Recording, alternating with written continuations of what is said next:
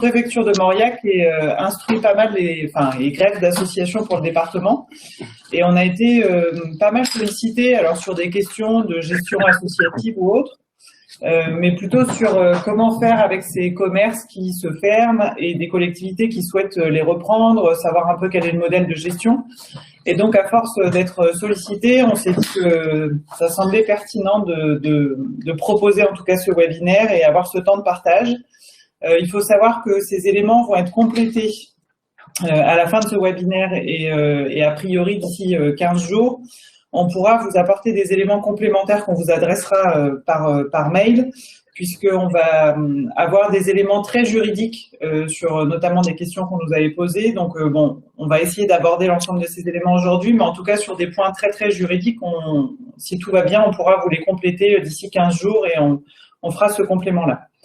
Voilà, je ne vais pas être plus longue, si ce n'est rappeler qu'on essaie de faire au mieux de vous accompagner, en tout cas sur ces enjeux-là, et qui sont particulièrement importants pour nos territoires à faible densité, comme diraient certains. Mais en tout cas, voilà, c'est des territoires qui ont besoin d'une vie de proximité et qu'on ne l'abandonne pas. Donc, on va laisser le déroulé de la... Je vais juste compléter parce que j'aurais dû préciser ça aussi. Donc, ce webinaire va être animé par Village Vivant, Thibaut notamment, qui est là, et un certain nombre d'interlocuteurs et d'intervenants qui ont été désignés. Mais donc, on va passer la parole à Thibaut, si tu le veux bien. Toutes et à tous, vous m'entendez bien? C'est tout bon et normalement vous voyez un partage d'écran de présentation. Alors Thibaut Berningen, moi je travaille pour une coopérative qui est basée dans la Drôme et qui s'appelle Village Vivant. On intervient depuis 2017 sur la réinstallation d'activités économiques dans les zones rurales, dans toute la région Auvergne-Rhône-Alpes notamment.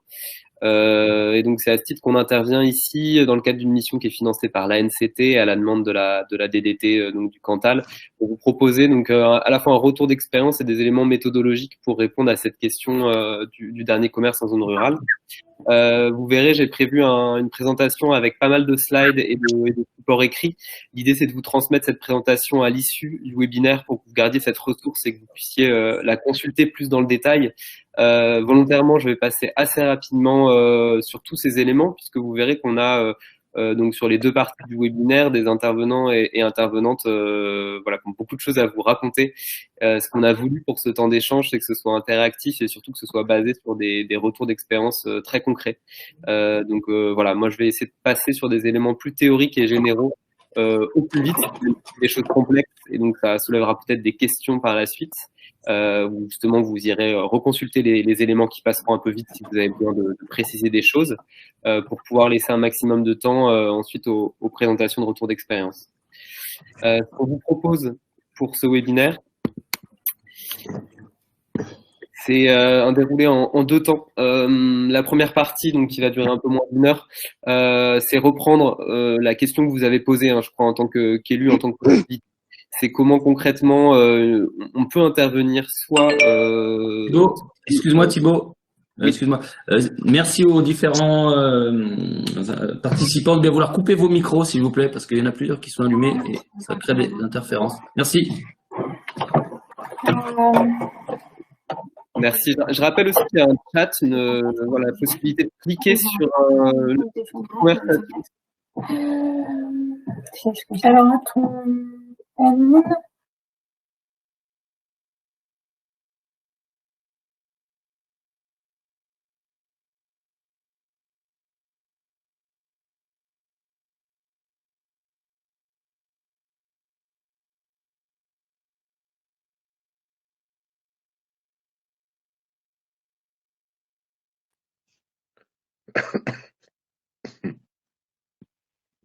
Voilà, ça fonctionne mieux. Merci. Donc, je rappelle qu'il y a un outil de chat, hein, de conversation. Donc, vous pouvez aussi, au fur et à mesure, réagir, poser des questions. Moi, dans le fil de la présentation, je pourrais pas forcément les consulter, mais on regardera par la suite où je laisserai aussi Luc CV côté DDT les consulter pour peut-être synthétiser les questions au moment du tour de table.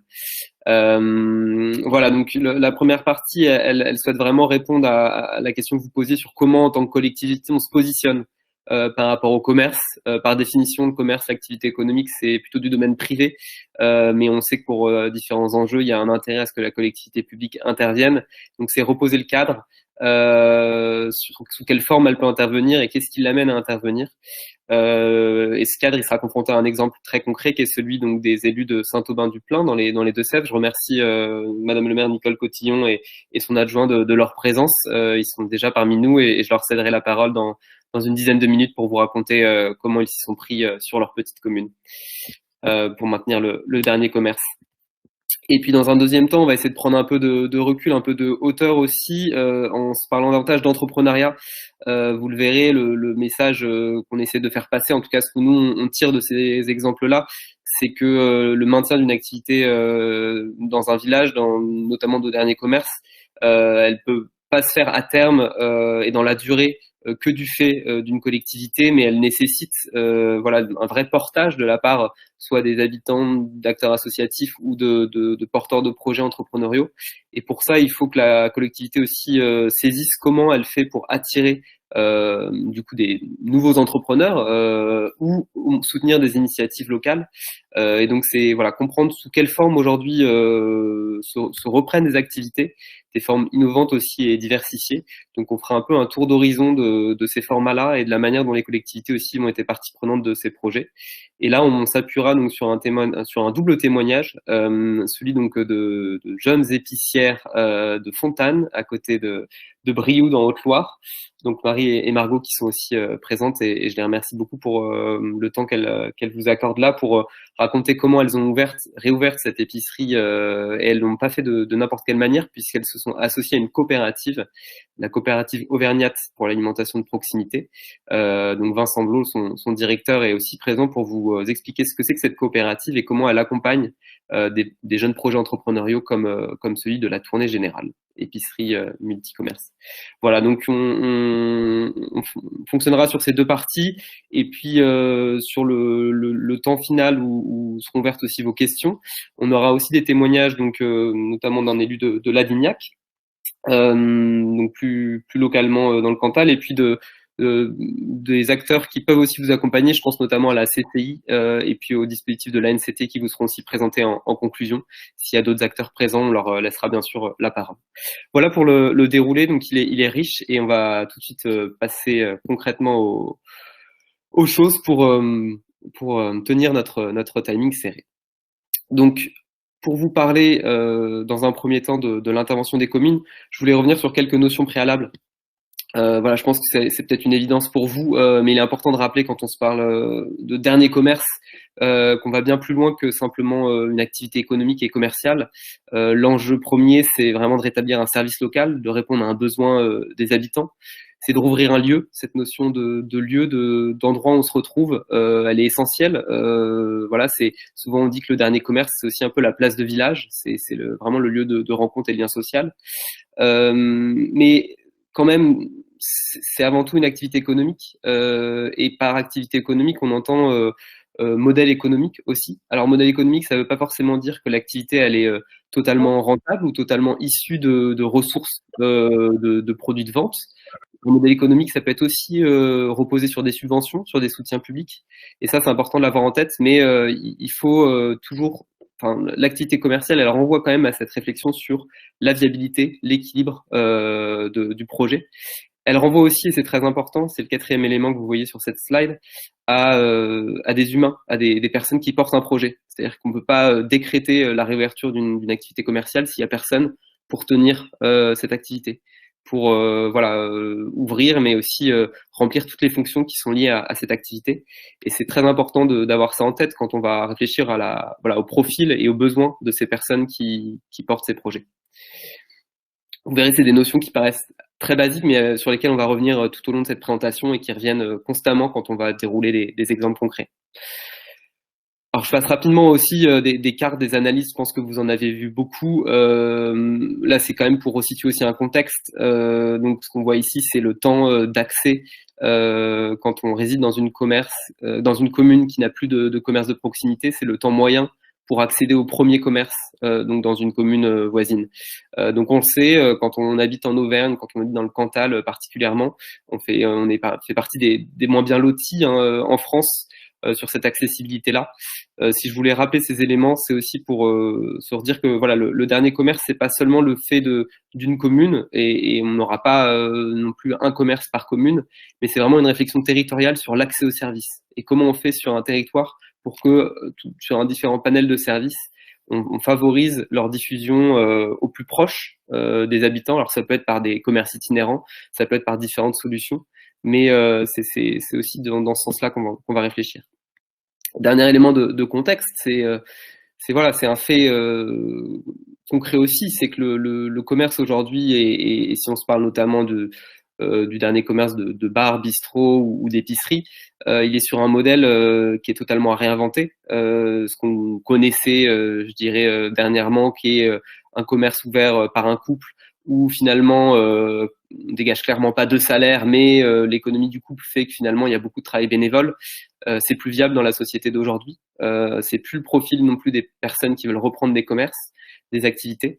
Quand on sait qu'il faut au moins 80 000 € de chiffre d'affaires pour dégager un premier salarié dans un bistrot, où on est plutôt à 100-120 000 € dans une épicerie, bah voilà, ça rend compte aussi du niveau de consommation moyen ou du niveau de client moyen qui est attendu pour que ces activités tiennent.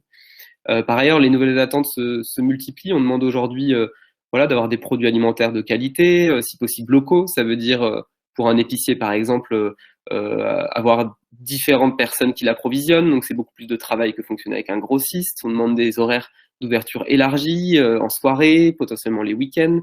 Les normes par ailleurs se complexifient. Donc je dirais que la difficulté associée à la tenue d'une activité commerciale et notamment multiservice, elle s'est accrue aussi. Donc voilà, en élément de contexte, l'aspiration, je dirais, à réouvrir une activité, elle devient de plus en plus difficile. Et c'est ce qui va justifier, on le verra aussi, l'intervention de collectivités ou de formats un peu neufs. Alors quand on va se parler d'intervenir, il faut aussi avoir très au clair de notions, et qui sont malheureusement souvent assez floues dans les échanges qu'on peut avoir voilà, avec des collectivités ou autres. C'est vraiment de distinguer les murs, le bâtiment de l'activité. Alors notamment quand vous êtes dans une situation où vous avez des personnes qui partent en retraite ou qui cèdent leur activité, donc potentiellement elles vont céder d'un côté les murs, c'est-à-dire que si elles étaient propriétaires, elles vont vouloir vendre ou relouer, et leur fonds de commerce, c'est-à-dire tous les éléments qui leur ont permis de constituer une clientèle et de générer un chiffre d'affaires. Par ailleurs, si vous avez vous-même en tant que collectivité un bâtiment que vous louez en bail commercial à des commerçants, quand ils vont vouloir partir, ils vont pas pouvoir bien sûr revendre le bâtiment qui ne leur appartient pas. Pour autant, ils vont avoir un fonds à revendre. Et le prix de ce fonds peut être une grosse barrière à l'entrée pour un nouvel entrant, pour un repreneur. Et c'est un des problèmes majeurs qu'on observe, c'est vraiment la valorisation de ce fonds. C'est-à-dire que la plupart du temps, pour des commerçants qui partent à la retraite, c'est un moyen aussi de payer en partie leur retraite. Pour des personnes qui ont repris une activité, souvent elles sont empruntées pour acheter un fonds il y a peut-être 5, 10, 15 ans d'une certaine valeur. Et du coup, elles s'arrêtent sur cette valeur. Et ce qu'on observe très souvent, peut-être qu'aussi lorsqu'ils interviendront, la Chambre de commerce et l'industrie pourront témoigner à ce sujet-là, mais il y a une décorrélation entre la valeur que proposent les cédants et la valeur qui est prête à payer une personne qui veut reprendre l'activité, voilà, vis-à-vis notamment d'un territoire rural et d'un bassin de consommation, et du coup d'un chiffre d'affaires potentiel qui est finalement assez réduit. Pour autant, on ne peut pas dire à quelqu'un qui cède son activité qu'on va lui racheter à zéro son fonds. Donc il y a une notion aussi de valorisation du fonds et de comment on traite la cession du fonds qui est majeure dans les problématiques de reprise. Donc voilà, je rentre pas dans toutes les notions, mais vis-à-vis des murs autant que vis-à-vis des fonds, il y a tout un tas de détails qu'il faudra avoir en tête sur l'intervention. Je pense notamment dans la question du fonds de commerce à la question de la licence 4, parce que c'est aussi souvent une question qui revient de la part des communes. Alors il faut avoir en tête que la licence 4 ou licence 3, elle fait partie du fonds, c'est-à-dire que comme le mobilier, comme les logiciels de caisse, comme le droit au bail, ça fait partie de ce que un acteur économique peut valoriser dans son fonds. Pour autant, il peut aussi simplement revendre sa licence indépendamment du fonds. Ce qu'il faut rappeler, alors vous êtes peut-être déjà au courant, mais voilà, on nous repose souvent la question, c'est que quand il s'agit de la dernière licence 4 d'une commune, la vente ne peut se faire sans l'accord du maire. Donc il y a quand même un certain pouvoir de protection de la collectivité déjà ici pour éviter qu'une licence 4 parte du territoire. La collectivité peut par ailleurs la préempter, la racheter, et donc être elle-même en possession de la licence 4, ce qui lui permet ensuite soit de la mettre à disposition, soit de la relouer ou de la revendre à une activité économique. Donc c'est déjà là aussi une possibilité d'intervention. Elle peut aussi l'exploiter elle-même. Après, je rappelle, alors je vous transmettrai des éléments plus détaillés aussi dans la présentation, mais que pour exploiter une licence 4, il faut une formation. Et donc voilà, ça fait partie aussi des contraintes administratives. Je rappelle aussi quelque chose qui est parfois oublié, c'est qu'une licence qui n'est pas exploitée durant 5 ans cesse d'exister. Donc voilà, c'est pas le tout aussi pour une collectivité de se porter acquéreur et de maintenir une licence 4, mais si elle ne la fait pas vivre, voilà, a priori la licence d'elle-même disparaît.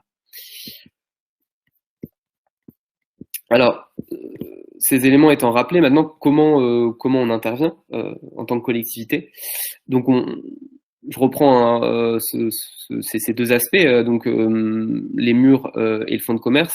Dans les deux cas, un des premiers outils assez basiques à mettre en place et à vérifier, c'est la présence d'un droit de préemption. Un droit de préemption, alors en réalité, il y en a deux des droits de préemption qui peuvent être mis en place soit directement par les communes, soit par les intercommunalités. Il y a le droit de préemption donc sur les murs, le droit de préemption urbain, assez classique, et le droit de préemption commercial, qui lui porte sur les fonds. Et c'est plutôt lui qui justement est généralement mis en place au niveau d'une intercommunalité parce qu'il n'y a pas beaucoup de fonds de commerce à l'échelle de la commune. Ce qui est intéressant avec les droits de préemption, avant de se positionner sur voilà, le fait même de se porter acquéreur et de bloquer une vente, c'est ne serait-ce que d'avoir l'information. C'est de recevoir à chaque vente, à chaque transfert, l'information qu'il y a une vente, donc soit de biens, soit d'une activité commerciale, pour pouvoir suivre ce qui se passe, suivre les niveaux de prix, et aussi les futurs destinataires. Ensuite, peut se poser la question d'intervenir, alors soit dans le cadre d'une préemption, soit de gré à gré, on peut de toute manière intervenir sur des locaux. Et là, on y reviendra, mais il est clair que tout ce qu'une collectivité peut faire sur les murs commerciaux va d'emblée faciliter une intervention, une installation d'activité, puisque le sujet numéro 1 de réinstallation d'activité dans ces zones rurales, c'est bien de pouvoir avoir accès à un bien, mais pas seulement un bien, voilà, pas seulement la question d'un local, mais un local qui soit à bon prix, en état, aux normes. Et là, ce qu'on va plutôt introduire, c'est aussi la responsabilité d'une collectivité lorsqu'elle est propriétaire à pouvoir maintenir en l'état le local, et donc à réfléchir aussi à le juste loyer qui permette à la fois à l'activité de s'en sortir, mais à la collectivité de générer les ressources qui lui permettent de faire les travaux nécessaires et de maintenir un local en l'état. Ça sert à rien d'avoir des locaux municipaux pour un commerce si s'ils sont pas mis régulièrement voilà, en rénovation et adaptés aux besoins d'une activité aujourd'hui, et donc de pouvoir anticiper aussi sur les coûts que ça représente. C'est aussi penser à la nature de bail. Voilà, de nouveau, je rentre pas dans tous les détails, mais en tant qu'élu, on n'est souvent pas nécessairement expert de ce qui rentre dans un bail, et pour ça, on peut naturellement se faire accompagner d'un notaire. Mais on n'est pas obligé d'avoir tout de suite un bail 369, un bail commercial, par exemple. On peut proposer à une activité un bail dérogatoire pour un test sur une année, peut-être avec un loyer progressif. On peut aussi, pourquoi pas, avoir des clauses qui indexent le loyer sur le chiffre d'affaires. Comme ça, on peut avoir un loyer plutôt solidaire avec le porteur de projet en démarrage. Et puis, si l'activité fonctionne très bien, le loyer augmente et ça permet aussi à la collectivité de s'y retrouver et peut-être de faire des travaux nécessaires. Donc, pour vous dire qu'il y a un vrai métier, une vraie fonction de propriétaire qui est à remplir pleinement quand une collectivité s'engage sur ce sujet-là. Après, il y a le sujet de l'activité, et j'en finirai sur cet aspect-là pour pouvoir laisser la parole à notre tour d'expérience. La collectivité, elle peut elle-même se positionner pour reprendre l'activité. Elle a le droit pour ça au titre de la notion d'intérêt public, c'est-à-dire que si elle justifie qu'il y a une carence d'initiative privée, elle peut se positionner pour la reprise d'une activité commerciale, soit en créant une activité, soit naturellement si elle a préempté, comme je le disais tout à l'heure, un fonds de commerce. Alors, ce qu'il faut avoir en tête, c'est qu'en cas de préemption, il y a une durée maximale. On ne peut pas gérer l'activité commerciale plus de 3 ans. Dans ce cas-là, je l'ai remis ici, même si en effet nous on n'est pas juriste. Hein, la vocation de ce webinaire, c'est pas de vous donner toutes les clés juridiques et vous les aurez par ailleurs. Ça a été rappelé par la DDT, mais j'ai voulu vous mettre quand même les principales bases juridiques pour parfois rappeler aussi aux concitoyens ce qu'il est légal et tout à fait normal de pouvoir faire. Ça fait partie quand même des compétences d'une commune de pouvoir intervenir sur l'aide à l'immobilier d'entreprise et l'aide au maintien du dernier commerce. Et par ailleurs, il est considéré que l'activité de dernier commerce, elle rentre aussi dans la notion de service aux habitants et donc de service nécessaire pour laquelle la collectivité peut se positionner.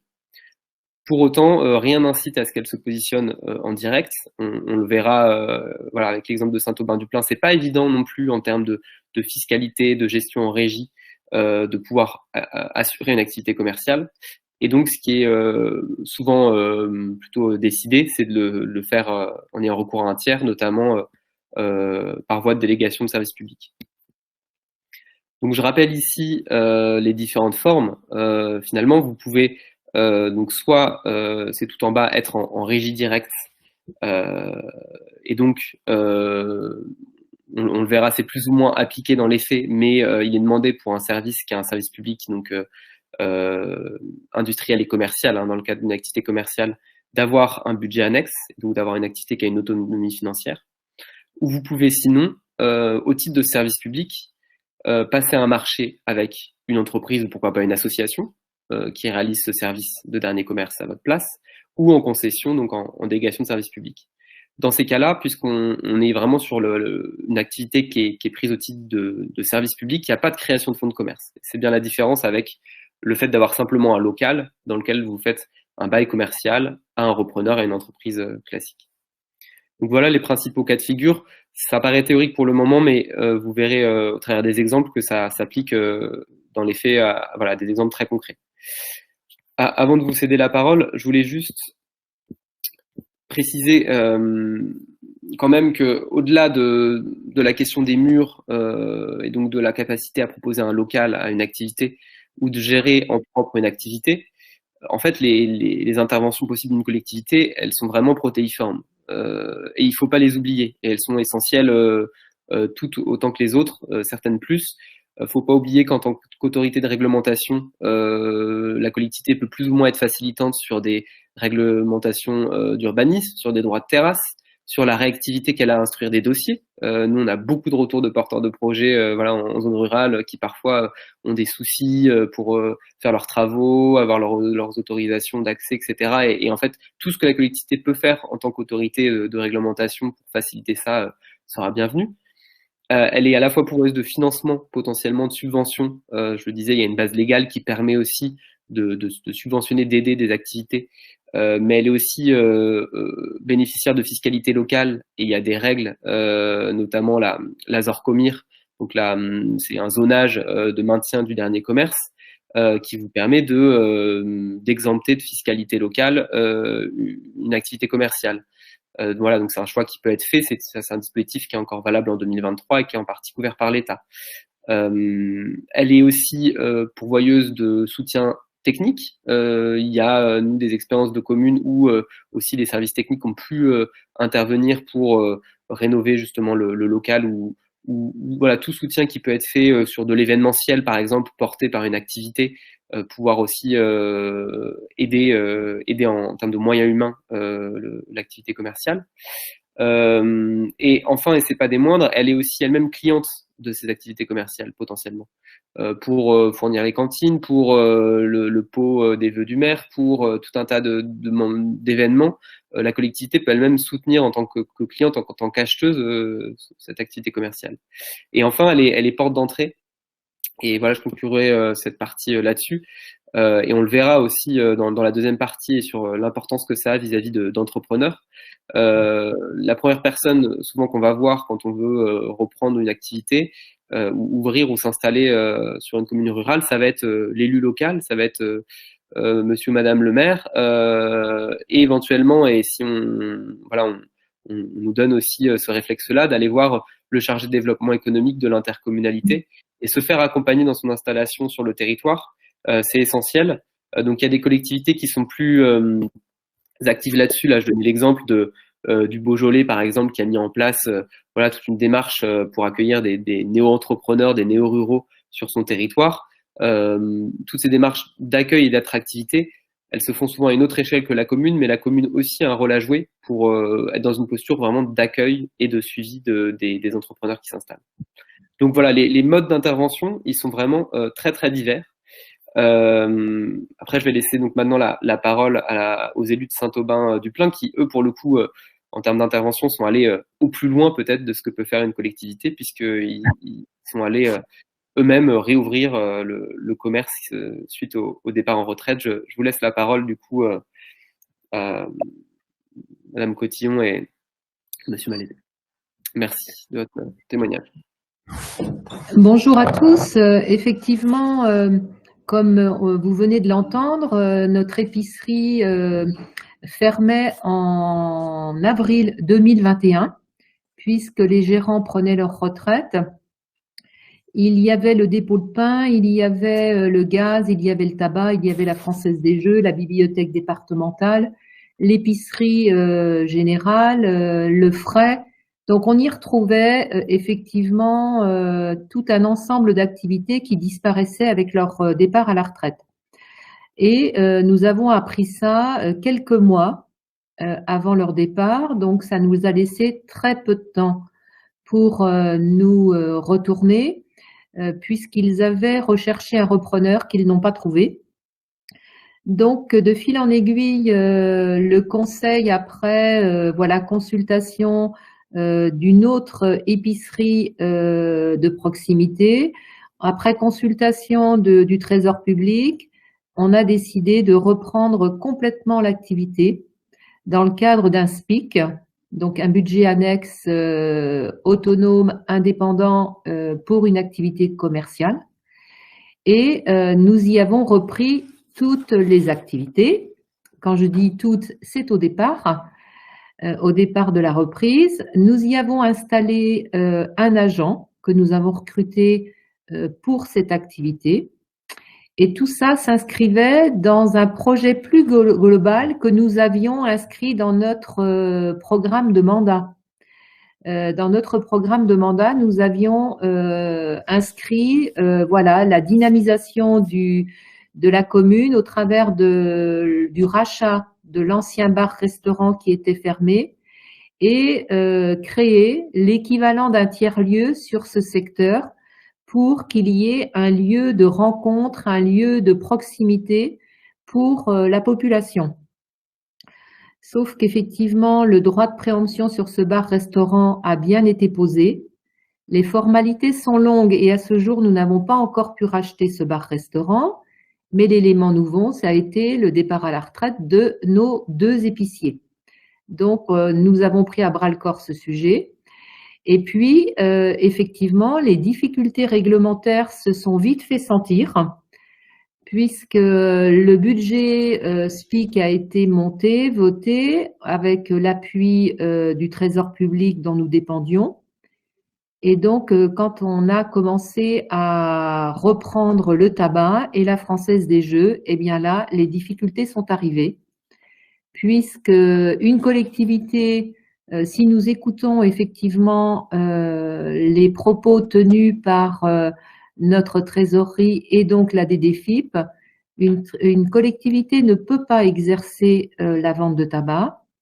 Et donc, nous avons été sommés de fermer l'activité. Il faut quand même avoir à l'esprit que c'est une activité qui permettait la vitalité du commerce. Donc, il a fallu réfléchir pour redéployer le commerce différemment. Et puis, la Française des Jeux, effectivement, là aussi, nous avons rencontré des difficultés avec la trésorerie et la DDFiP qui, à ce jour, sont toujours là et nous n'avons pas pu maintenir ces 2 activités. Alors, on ne désespère pas d'y arriver, mais on a des points de blocage et donc les discussions continuent de se tenir avec la sous-préfecture. Et là, nous souhaitons rencontrer sénateurs, députés, préfets, sous-préfets pour faire évoluer la réglementation pour que ces deux activités puissent se remettre au sein du commerce. Par rapport au zonage de proximité, eh bien, effectivement, nous, le premier commerce est à 10 km environ, entre 9 et 10 km. Donc, c'est Argentonnay. Ensuite, à 12 km, c'est Bressuire. Donc, on est vraiment sur une zone complètement démunie. Donc, ça a aussi son importance, ça avait aussi son importance que de maintenir ce commerce.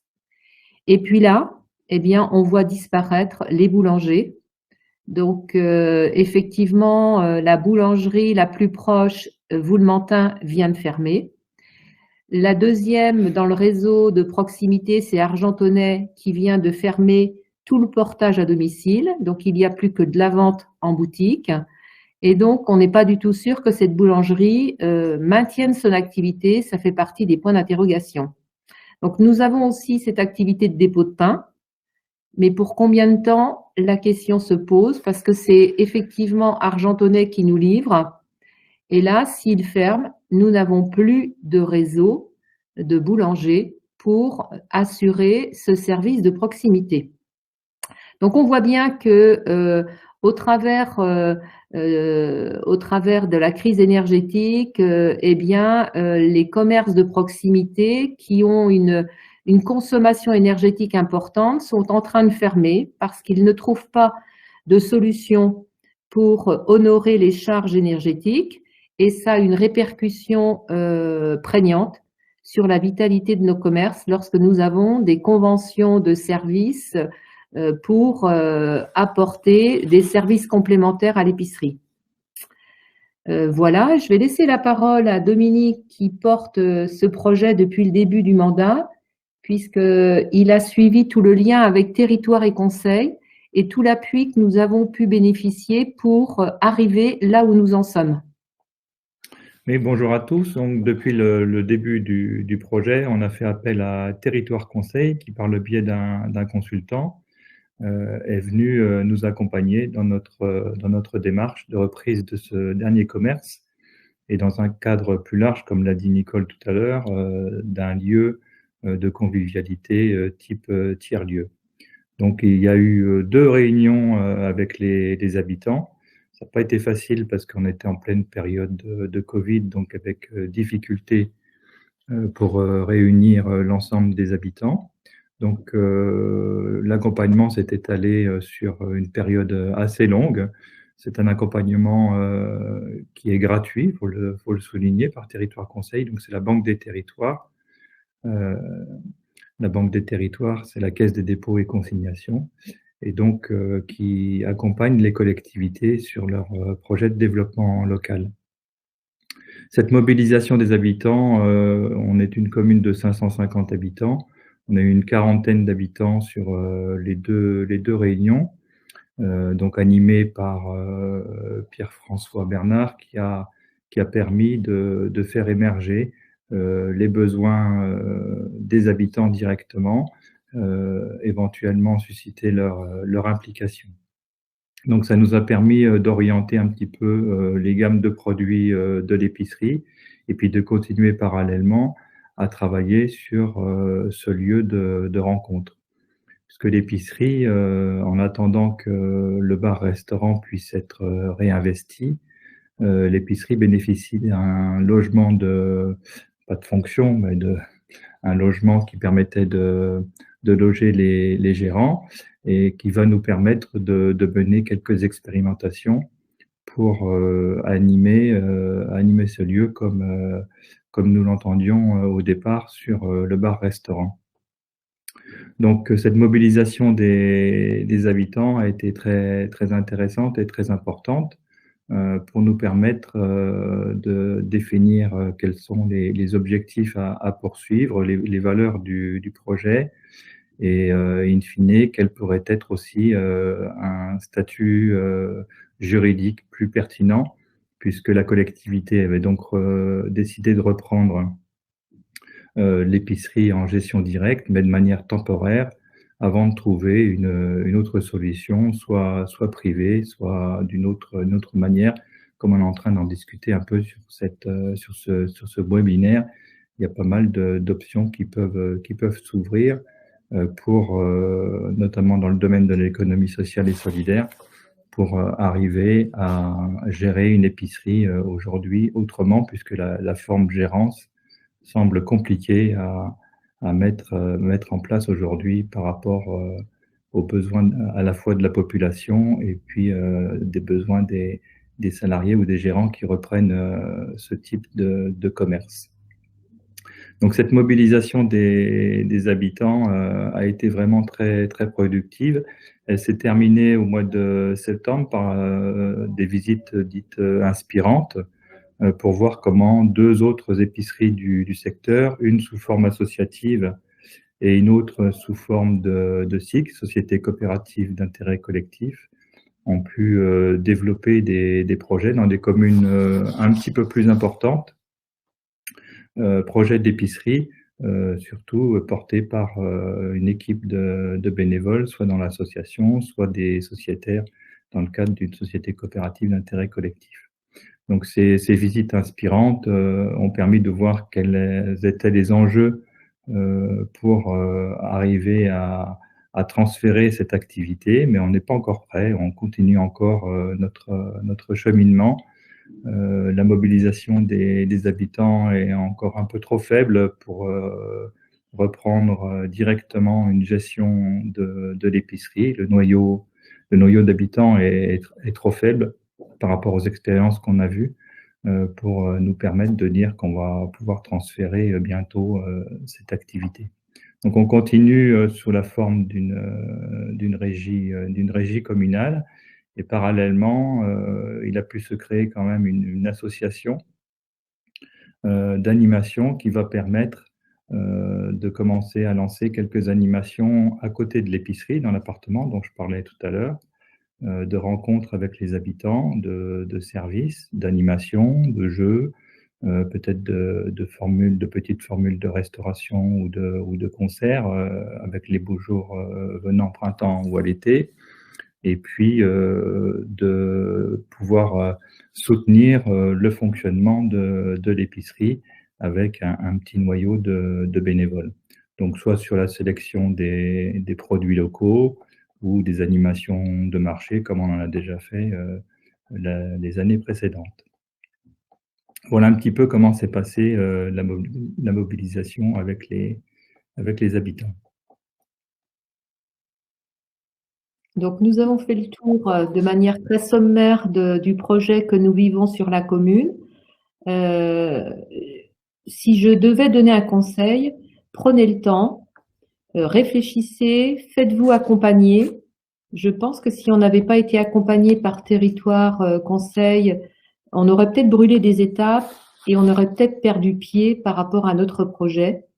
Là, le cheminement continue. Oui, effectivement, on n'est peut-être pas encore à l'aboutissement, mais en tout cas, l'épicerie fonctionne. La mairie soutient, le budget principal de la mairie soutient l'épicerie. On voit qu'effectivement, sans les salaires de l'agent qui y travaille, il y a quand même un résultat qui se crée.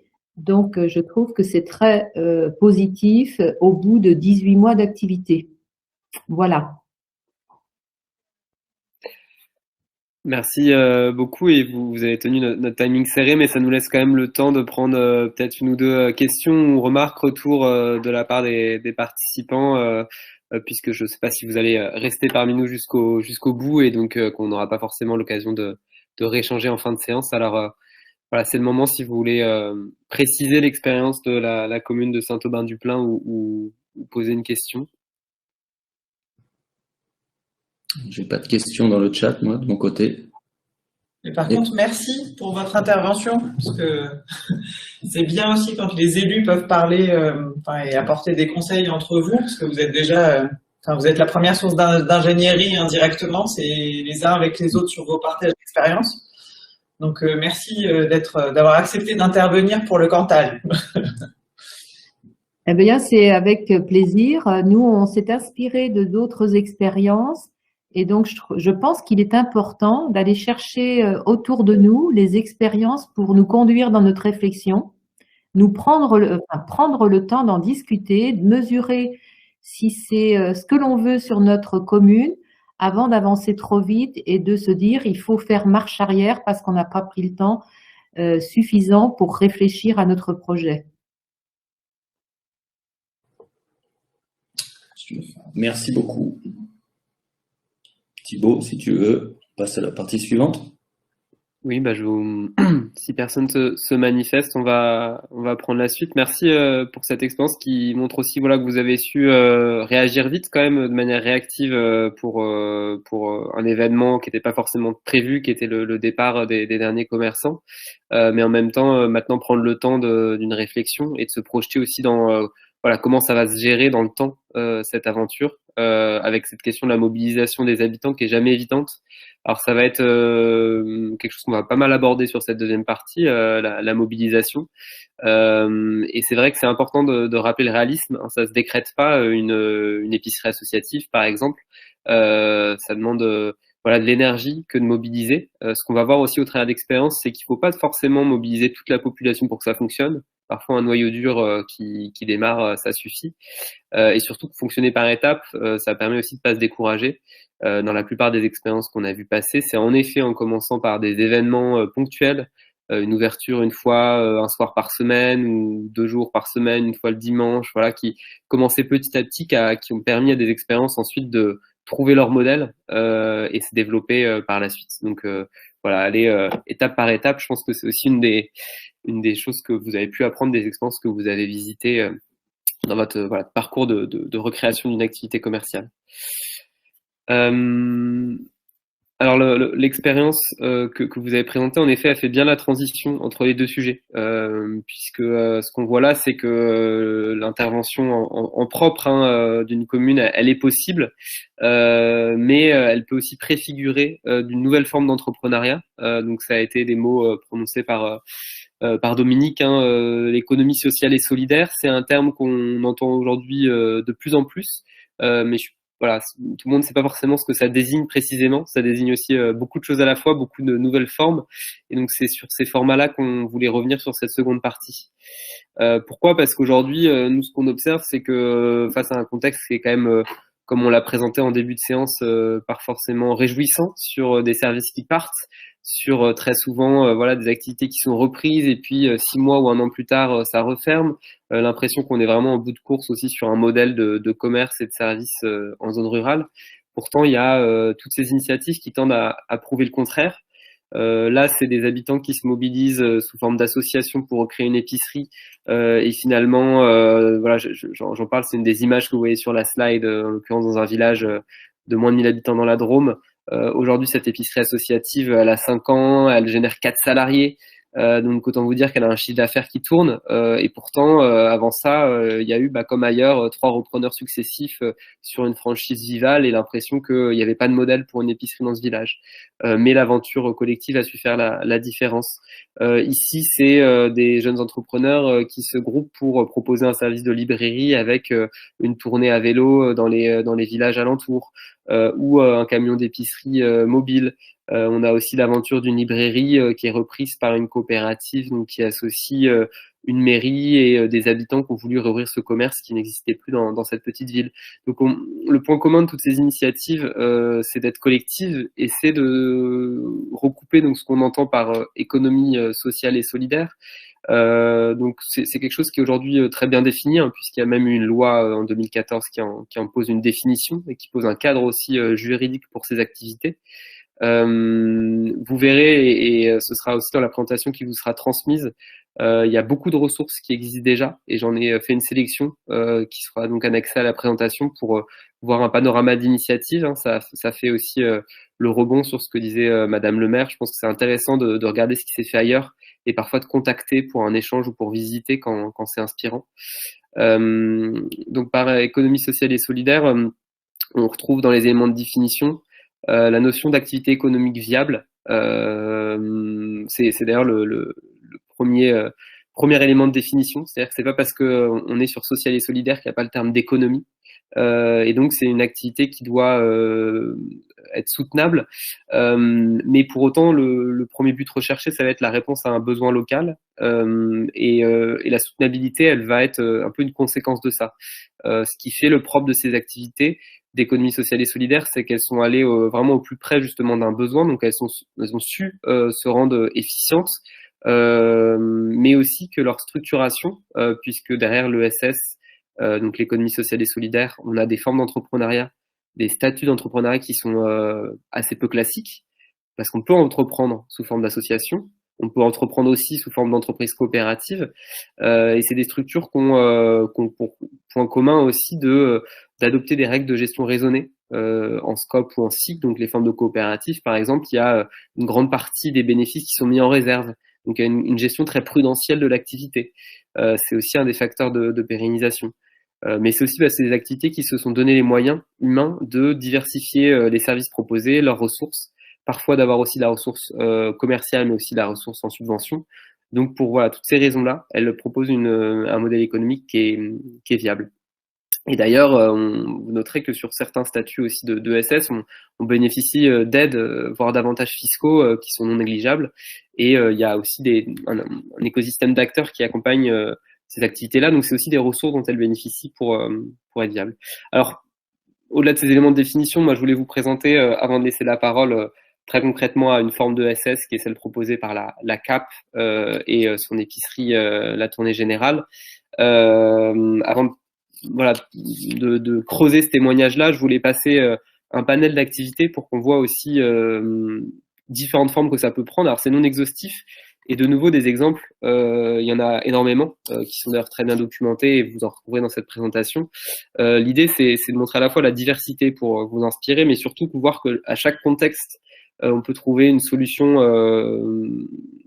spécifique et adaptée aussi vraiment au terrain, aux ressources qu'on a, à l'échelle du projet, à l'échelle de la commune, et que c'est cette notion de trouver la recette adaptée qui est vraiment importante. Donc voilà, le café associatif, c'est parfois la forme la plus connue. C'est comment pour réouvrir ce dernier lieu de convivialité qui est souvent le bistrot, plutôt qu'être sous une forme classique de reprise par un bistrotier, ce sont des habitants qui se mobilisent. Dans cet exemple ici, dans un tout petit village d'Allier, comme dans beaucoup d'autres exemples, c'est souvent aussi les élus qui sont à la manette, parce qu'être membre d'un conseil municipal veut pas dire qu'on peut pas aussi être membre d'une association, et c'est d'ailleurs très souvent le cas. Et voilà, là, c'est le cas d'une association qui a notamment su bénéficier d'un fort investissement des conseillers municipaux pour, dans un local donc appartenant à la commune, de nouveau, c'est tout de suite facilitant, puisque là, ils n'avaient pas de loyer à payer, réouvrir une activité. Et donc, ouvrir d'abord quelques jours par semaine, puis élargir en fonction aussi des forces bénévoles les horaires d'ouverture, et proposer tout un tas de services qui ont fonctionné ou pas, mais voilà, ça a aussi permis à une coiffeuse itinérante, par exemple, de venir une fois par mois ici, proposer à la fois une permanence qui permet d'ouvrir le lieu et de créer de la convivialité, mais aussi ramener un service au plus proche. Hein, c'était ce qu'on évoquait tout à l'heure avec la carte. C'est comment on crée des lieux aussi qui permettent d'accueillir des services qui sont de plus en plus itinérants et peuvent se diffuser sur le territoire. Voilà, ce qui est intéressant sur ce modèle-là, c'est de voir que le format associatif a su créer aussi un lieu de bénévolat simple où des habitants peuvent se mobiliser même très ponctuellement. Et souvent, dans ce type d'aventure, c'est aussi des nouveaux habitants qui trouvent un moyen de s'intégrer à la vie associative et à la vie du village. Donc c'est un format assez classique, il y en a plein de formes, mais une des formes sur laquelle je voulais revenir, c'est aussi l'espace de vie sociale. Alors voilà, ce qu'on appelle EVS, hein, c'est un agrément de la CAF. Vous en avez aussi dans le Cantal, je pense à l'association Mazarote vers Mog ou vers Mort, pardon, ou à la SIC de Mauriac. Donc c'est des structures qui bénéficient en fait d'un agrément de la CAF au titre de petits centres sociaux, répondant justement à leur rôle de création de lieux de liens sociaux plus loin des centres urbains, plus loin des villes, plus loin des endroits où on a justement des centres sociaux. Et donc il y a aussi des cafés associatifs dans des zones très rurales. Là, je prends l'exemple d'un village de moins de 100 habitants dans les Alpes de Haute-Provence, qui bénéficie de cet agrément-là pour ouvrir ce qui est à la fois un café associatif, un petit restaurant et une espèce de petit coworking aussi en zone rurale. Donc ils ont su trouver un modèle aussi multi-activité. Et cet agrément, il est non négligeable puisqu'il apporte une grosse subvention qui leur permet de générer un emploi salarié et de payer une partie du loyer. Donc là, on est vraiment aussi sur savoir tirer l'opportunité de certains dispositifs qui sont pas forcément ceux auxquels on aurait pensé. Hein. Quand on veut ouvrir un commerce, on pense pas forcément à la caisse d'allocation familiale. Et pourtant, voilà, il y a des dispositifs qui existent. Et c'est là où il est intéressant d'avoir une réflexion globale en termes de politique publique. D'autres exemples, et là aussi on est à la croisée des services publics et des activités commerciales ou en tout cas de lieux sociaux. C'est tout ce qui se développe autour de médiathèques, de bibliothèques communales qui diversifient leurs activités et qui parfois intègrent aussi une dimension associative. Dans cette commune du Puy-de-Dôme, de nouveau voilà 600 habitants, on est sur une ancienne gare où coexiste la médiathèque intercommunale, en tout cas une antenne de cette médiathèque, et un café associatif mené par donc une association d'habitants. Ce qui est intéressant, c'est que les deux se renforcent. Hein. Il y a la médiathécaire qui est du coup employée de l'intercommunalité. Elle peut en partie assurer des horaires d'ouverture. Elle peut appuyer l'association dans son travail en tant que salarié, sans que ce soit un coût pour l'association, hein, qui aujourd'hui n'a pas de quoi générer un emploi salarié. Et inversement, tout ce qu'apporte l'association, c'est des animations et des activités en plus pour cette bibliothèque. Donc c'est des formats aussi un peu mixtes qui fonctionnent très bien. Et aussi en termes de financement, par exemple, la collectivité, elle a pu financer la rénovation du bâtiment, mais il y avait tout un tas d'extérieurs qui méritaient aussi des dettes aménagées, et là, c'est plutôt l'association qui allait chercher d'autres types de subventions pour financer des aménagements extérieurs. Donc c'est aussi voilà, pouvoir réfléchir sur les différentes casquettes qui permettent de lever un maximum de financement pour porter les projets. Autre exemple, on s'est beaucoup parlé d'épicerie associative. Dans ce village d'Ardèche, ce qui est intéressant, alors de nouveau, des formats d'épicerie associative, il y en a des tonnes. Chacun aussi ont leurs recettes, et la plupart donc arrivent à générer au moins un emploi salarié parce qu'on s'en sort pas sinon. Même si le rôle des bénévoles il est très important pour pouvoir, par exemple, ouvrir le dimanche ou s'occuper des fournisseurs, hein, quand on cherche à avoir des produits locaux notamment. Ici, ce qui est intéressant, c'est que l'aventure, elle est entre l'épicerie associative et le magasin de producteurs. C'est la rencontre entre un projet entrepreneurial et le besoin des habitants. Donc, on est dans le cas de boulangers à l'origine donc, qui vendaient sur les marchés, qui à force donc, ont eu besoin de développer leur activité de production et donc d'avoir un lieu, un fournil. Et dans cette commune, voilà, le dernier commerce était fermé, le local était à vendre. Et ils se sont dit, voilà, si on s'installait là, on pourrait fabriquer notre pain et puis en plus on le vendrait sur place. Le local étant trop grand et comme il y avait un fonds de commerce à céder, toujours cette problématique-là, ils ont réussi à mobiliser les habitants pour faire un financement participatif permettant de racheter le fonds de commerce, contre quoi ils s'engageaient à réouvrir en plus de la boulangerie une activité d'épicerie. Comme sur les marchés, ils avaient rencontré plein de producteurs qui, eux, étaient intéressés pour avoir un point de vente. Le projet s'est fait assez, je dirais, naturellement. Et aujourd'hui, on est sur un fonctionnement hybride où c'est les producteurs eux-mêmes qui viennent aussi tenir des permanences, à la manière des magasins de producteurs, un format que vous connaissez peut-être. Et on voit là aussi toute la notion d'hybridité, de savoir miser à la fois sur la mobilisation d'habitants, mais là, le collectif d'habitants n'était pas suffisant. Je rejoins un peu l'exemple de Saint-Aubin, hein, si on n'a pas assez de main-d'œuvre, on ne peut pas aller au bout. Donc en fait, se sont alliés aussi la force des producteurs qui eux-mêmes, contre le fait de pouvoir déposer leurs produits en vente directe, donnent une partie de leur temps et en fait, les ingrédients mis bout à bout, cette activité a pu réouvrir et fonctionne très bien aujourd'hui. Là aussi, vous voyez, hein, sur chaque exemple, j'ai mis en valeur sur la présentation le rôle tenu par la collectivité. En l'occurrence, de nouveau, c'est de pouvoir proposer un local qui n'est pas mis à disposition gratuitement, mais où a été négocié un loyer progressif. Ça, c'est vraiment essentiel. En entrepreneuriat, on parle souvent du cap des 3 premières années, qui est nécessaire pour valider de la viabilité d'une activité. Et donc, proposer un loyer qui est progressif sur ces 3 ou 4 premières années, c'est vraiment un moyen aussi de s'assurer que l'activité va pouvoir bien démarrer et se pérenniser. Voilà, les épiceries collectives, je disais, il y en a vraiment de plus en plus et sous toutes les formes. Une petite slide un peu bilan pour redire donc que dans la majeure partie des cas, elles utilisent les locaux des collectivités. Donc c'est vraiment un mode de soutien et d'aide direct que peut mettre en place la collectivité. Elle peut aussi mettre en place des aides et subventions, hein. Parfois, on est sur voilà, une petite subvention qui est proposée pour le mobilier, l'aménagement ou constituer les premiers fonds propres. Parce que le plus difficile pour une épicerie, c'est vraiment de démarrer, de créer les stocks. Mais souvent, c'est les activités qui fonctionnent le mieux parce qu'ensuite, il y a quand même un chiffre d'affaires qui roule.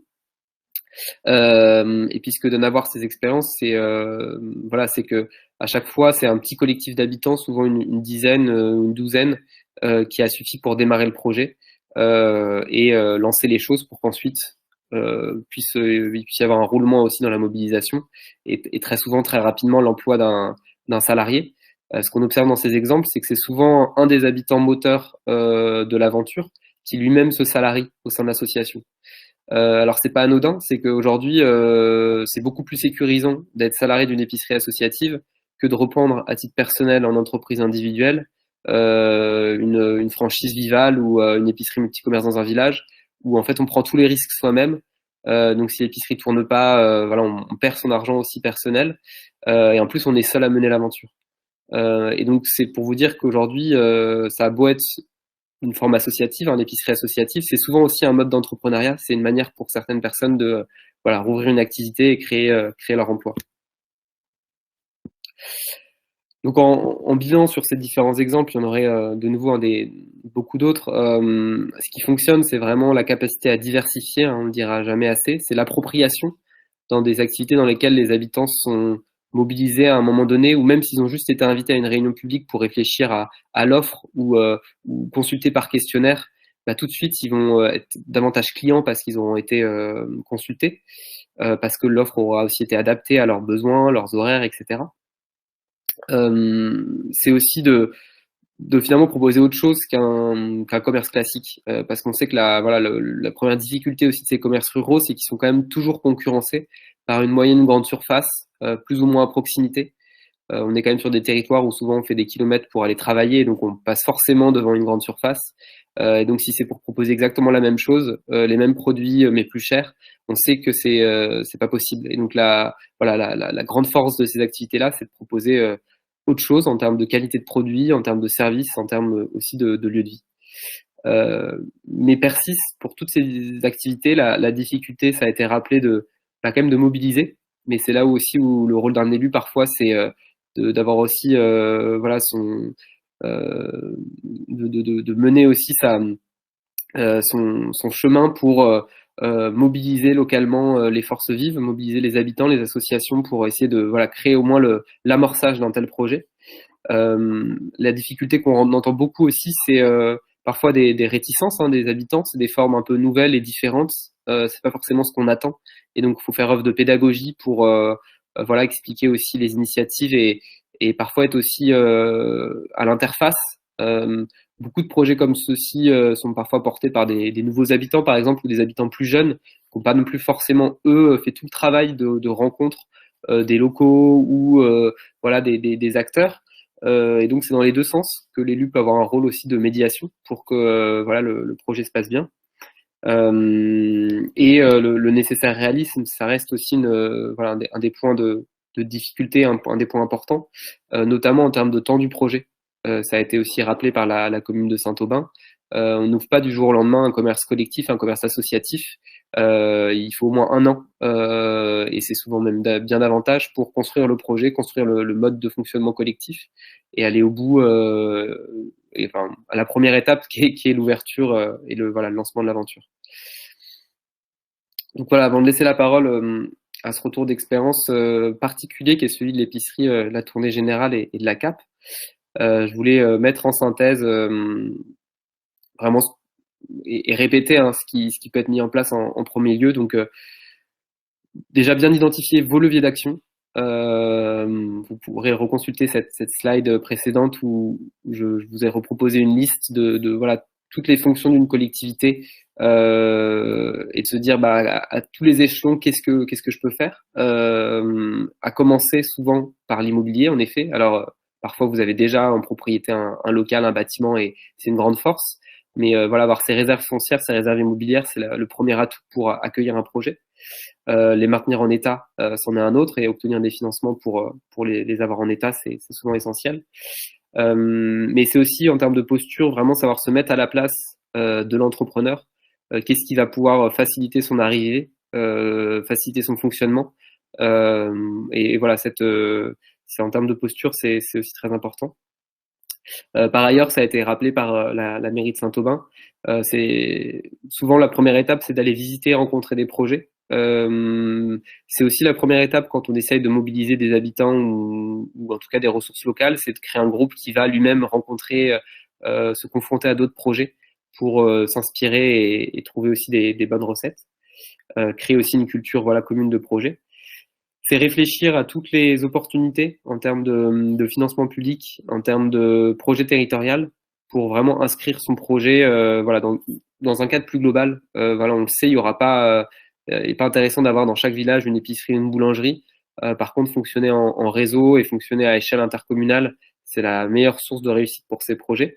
Et c'est aussi une manière de tirer des fonds pertinents. On parlait tout à l'heure du conventionnement avec la caisse d'allocation familiale qui peut permettre d'avoir un agrément espace de vie sociale. On peut parler des programmes alimentaires territoriaux qui sont aussi à échelle territoriaux. Ou encore sur l'exemple des médiathèques et des bibliothèques, c'est aussi des projets qui s'inscrivent dans des plans territoriaux. Et puis, je le disais tout à l'heure, c'est savoir aussi fonctionner vraiment étape par étape. La première étape pouvant être simplement une ouverture ponctuelle ou des événements, l'occupation aussi transitoire d'un bâtiment pour déjà amorcer une dynamique et savoir trouver une première échelle de projet avant de rêver aussi à plus, mais c'est identifier les premières étapes pour avancer. En ayant toujours en tête que s'il y a quelque chose qui ressort de toutes ces communes qui ont réussi, je dirais, à aller au bout d'une aventure qui est ici une épicerie associative, ici un tiers-lieu, ici la reprise d'une activité, c'est qu'à chaque fois, c'est la clé de succès pour accueillir des nouveaux habitants, pour aussi sortir un peu du lot en termes d'accueil territorial. C'est ce qu'on va chercher aujourd'hui, et donc toute l'énergie, toutes les ressources, y compris financières, qui sont mises dans cet objectif-là, elles servent bien plus globalement au territoire, et elles ont vraiment des effets rebonds sur la dynamique, et il faut avoir bien ça en tête. Voilà, je vais m'arrêter ici pour laisser la parole donc à Margot et Marie, qui en l'occurrence donc sont des entrepreneuses, puisqu'elles ont cherché à réouvrir une activité donc dans le village de Fontane. Elles vont nous raconter sous quelle forme et comment a démarré leur aventure, qu'est-ce qui les a amenés à s'installer ici, et puis peut-être comment elles ont aussi eu des échanges avec les collectivités. Et puis elles vont nous expliquer comment elles ont reçu le soutien aussi d'un acteur assez nouveau dans le paysage. C'est la coopérative auvergnate pour l'alimentation de proximité, qui sera présenté par Vincent et qui est un outil opérationnel dès aujourd'hui dans le Cantal. Donc peut-être que certains et certaines d'entre vous auront envie ensuite d'en savoir plus. Ça peut être un vrai outil pour vous pour réouvrir des activités dans vos communes. À vous la parole. Merci.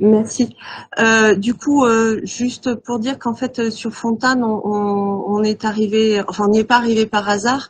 On est issu du commerce de proximité sur Brioude, en fait, qui est donc à 5 minutes, 4 km de Fontane, on va dire. On a travaillé pendant près de 10 ans en tant qu'épicière salariée dans une biocoop. Et cette expérience-là nous a permis de nous rendre compte que le commerce de proximité, c'était quelque chose de très important pour maintenir du lien. Et forte de cette conviction, on a eu envie de créer notre propre activité. Et on s'est d'abord imaginé partir avec une épicerie ambulante, itinérante. Et nous avons fait une étude de marché et nous avons pris conscience lors de cette étude de marché que cette itinérance serait compliquée à à mettre en place. Et donc, à partir de là, on a cherché un lieu, un local commercial. Et le hasard nous a amenés à Fontane. Bon, après, on était déjà sur le secteur, donc voilà. Pour la petite présentation, Margot, tu veux ponctuer peut-être? Non, tu as tout dit. Alors, le hasard, pas tant que ça. Moi, je suis habitante du village. Et donc, nous sommes arrivés à Fontane parce que le local commercial dans lequel on s'est installé a accueilli un Vival pendant une bonne quinzaine d'années sur le village de Fontane qui compte 1000 habitants. Et il était fermé depuis 7 ou 8 ans sur le village. Donc c'était une opportunité pour nous de relancer cette activité-là sur Fontane.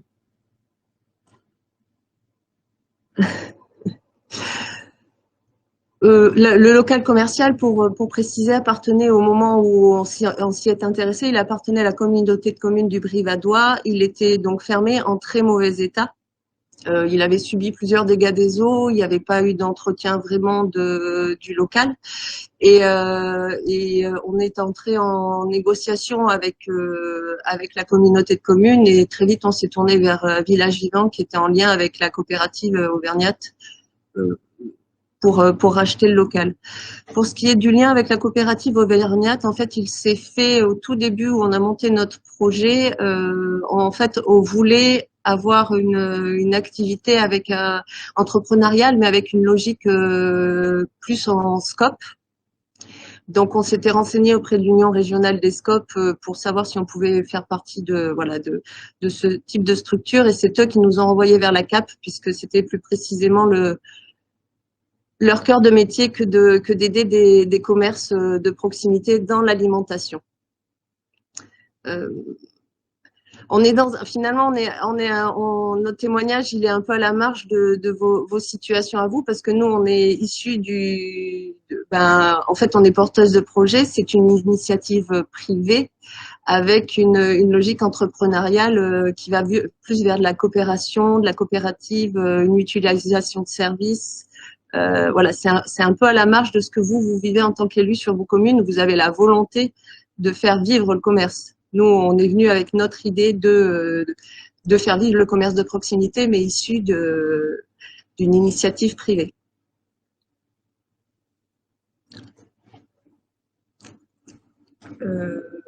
Voilà, après concernant du coup le rôle qu'a pu jouer la mairie, en tout cas les services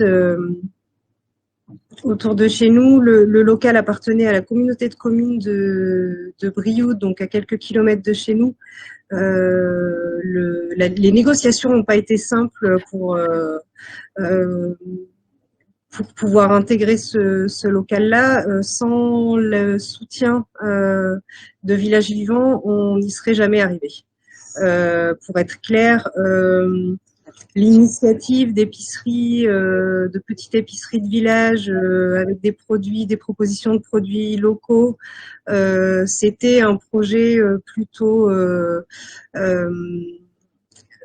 qui n'allait plus dans le sens du développement actuel du commerce, et pour eux c'était pas viable du tout. Donc on a mis beaucoup de temps de négociation avec Village Vivant, et si on ne s'était pas à un moment donné associé à la CAP, si on n'était pas venu activité intégrée de la coopérative auvergnate d'alimentation de proximité et le soutien de Village Vivant qui a été acheteur du local commercial auprès de la communauté de communes, notre projet aurait eu des difficultés à voir le jour. C'est pas la commune de Fontane qui se serait investie sur un soutien financier ou un investissement de ce côté-là.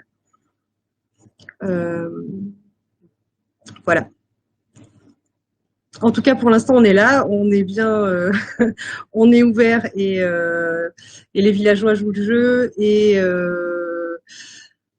on se rend compte qu'aujourd'hui, on a encore beaucoup de travail à faire pour aller chercher la mairie sur des échanges, notamment au niveau de voilà, comment la mairie pourrait venir se fournir chez nous pour des moments festifs ou des propositions de leur côté. Les habitudes ne sont pas encore là. On a été invité à la cérémonie des vœux il y a quelques semaines et on n'est pas encore dans leur viseur par rapport à l'achat et à la mise en avant de notre proposition commerciale sur le village, on va dire. Pardon. Oui, vas-y. Peut-être que vous pouvez juste préciser, vous n'êtes pas une épicerie, simplement ce que vous proposez, Non, oui. c'est un peu la différence de la tournée générale. Et puis après, peut-être vous aurez peut-être des compléments, mais je pense que Vincent pourra présenter en quoi c'est différent d'ouvrir une épicerie au sein d'une coopérative comme la CAP que de le faire seul en entreprise individuelle, par exemple. Tout à fait. Ouais, du coup, nous, ce qu'on avait en tête, c'était vraiment de proposer quelque chose qui soit certes une épicerie, mais pas que ça. On avait envie d'un lieu de vie, donc on a mis en place aussi au sein de l'épicerie une partie grignoterie. Donc on est sur de l'assemblage, tous les jours. On propose un plat en lien avec ce qu'on a dans nos rayons. Crudités, soupe, tartines, panini. Ça, c'était aussi pour faire venir une autre type de clientèle et aussi potentiellement pour lui faire découvrir les produits qu'on avait en magasin. Et puis, on garde aussi en tête l'itinérance avec un principe de point de livraison et la mise en place d'une boutique en ligne qui permettra à la clientèle donc de faire des commandes, d'avoir des paniers préparés et des points de livraison. Et ces points de livraison, on les a identifiés auprès de nos collègues producteurs locaux, puisqu'on a aussi, de par notre expérience antérieure, on a aussi des liens avec une quinzaine de producteurs locaux autour de notre épicerie. Et dans ces producteurs-là, il y en a qui font des marchés à la ferme notamment, et on va certainement s'appuyer sur cette structure qui existe déjà pour amener des paniers à la clientèle qui aura commandé via le numérique. Voilà, donc on a cherché à diversifier la proposition pour amener davantage de clientèle, parce que clairement, juste avec une épicerie village, il est certain que ce n'était pas viable. Oh, super. Juste une question dans le chat. Est-ce que vous pouvez rappeler la date d'ouverture de l'épicerie, s'il vous plaît? Alors, l'épicerie a ouvert en octobre 2022. D'accord. Merci. Ah oui, avec une réflexion qui qui est bien antérieure à celle-là, mais voilà, elle est dans le dur à lier depuis 3 mois. Donc on a peu de retour sur ce que va donner notre proposition dans le temps. Ok, merci. Vincent, tu veux embrayer? Je rebondis juste sur votre réflexion de tout à l'heure, hein, moi, ce que je trouve intéressant avec votre témoignage, c'est de montrer aussi que d'un côté, on a des communes qui parfois font des pieds et des mains pour accueillir un commerce, rénovent un local, etc. Et ce qui leur manque, c'est des porteurs de projets. Voilà, ce qu'il faut avoir en tête, c'est que de l'autre côté, on a aussi des entrepreneurs très dynamiques. Et là, en l'occurrence, vous êtes arrivé aussi à Fontane parce qu'il y avait ce lien au territoire, y habiter, etc. Mais nous, on en croise aussi beaucoup qui cherchent à s'implanter. Et c'est là où en fait ça fait vraiment la différence quand on a une collectivité qui est aidante par rapport à un territoire qui va être totalement opaque et hermétique au projet qui est proposé. Donc le tout c'est d'arriver à faire matcher et rencontrer les deux dynamiques. Mais voilà, Vincent, je te laisse poursuivre sur ce que propose la CAP. Oui, merci. Bonjour à toutes et à tous. Et donc je suis Vincent Blot, donc je travaille à la CAP coopérative à laquelle appartient la tournée générale. Donc la CAP, tout d'abord sur l'aspect économie sociale et solidaire, c'est une société coopérative d'intérêt collectif. Donc pour faire rapidement, on est une société commerciale, on a un statut de société anonyme et donc on est soumis à des impératifs de rentabilité, de pérennité économique, mais ce modèle économique, il est au service d'un projet d'intérêt collectif. Et donc dans notre cas, notre projet d'intérêt collectif, c'est de travailler sur la structuration d'une filière sur l'alimentation bio, locale, de proximité, et d'agir, de proposer une solution pour agir contre l'isolement de ces entrepreneurs et de ces entrepreneuses qui souhaitent se lancer sur des activités d'épicerie, de boulangerie, de restauration, mais qui sont souvent dans des démarches de reconversion professionnelle, qui sont souvent assez isolés quand il s'agit de se lancer, d'exercer leur activité, qui doit faire face à des investissements assez conséquents. Et donc l'idée, c'est de s'adresser à ce public-là et de leur offrir un cadre qui soit le plus sécurisant, le plus facilitant pour se lancer dans ce type d'activité. Donc on est spécialisé vraiment dans les métiers de l'alimentation, et tout ça dans le cadre d'une gouvernance collective, démocratique et partagée.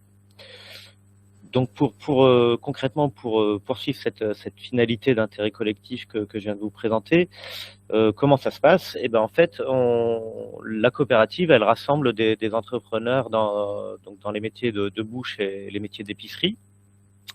Donc à ce jour, on a 5 activités, on a 3 épiceries, dont la Tournée Générale à Fontane, mais aussi l'Épiphorie à La Forêt du côté d'Ambert dans le Puy-de-Dôme, les marchés de Max et Lucie qui sont sur Clermont-Ferrand, et puis on a aussi une activité de pâtisserie-biscuiterie à Chaumelly en Haute-Loire, et une boulangerie qui vient de démarrer là au mois de novembre, qui s'appelle le Coin du Levain sur Clermont-Ferrand.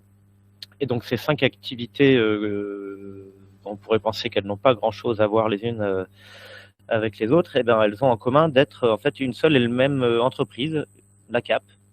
Donc cette coopérative, c'est une entreprise partagée entre ces entrepreneurs et au sein de laquelle ils peuvent mutualiser tout ce qui est fonction support, donc un appui en termes de gestion administrative et financière, un appui en termes d'informatique de gestion, et puis globalement, on va dire un accompagnement à la gestion de ce type d'activité avec un appui au pilotage économique, mais aussi ça peut être répondre à des questions sur l'hygiène alimentaire, sur les permis d'exploitation, les licences, la construction de la gamme, enfin voilà, toutes les différentes problématiques que ces entrepreneurs peuvent être amenés à rencontrer.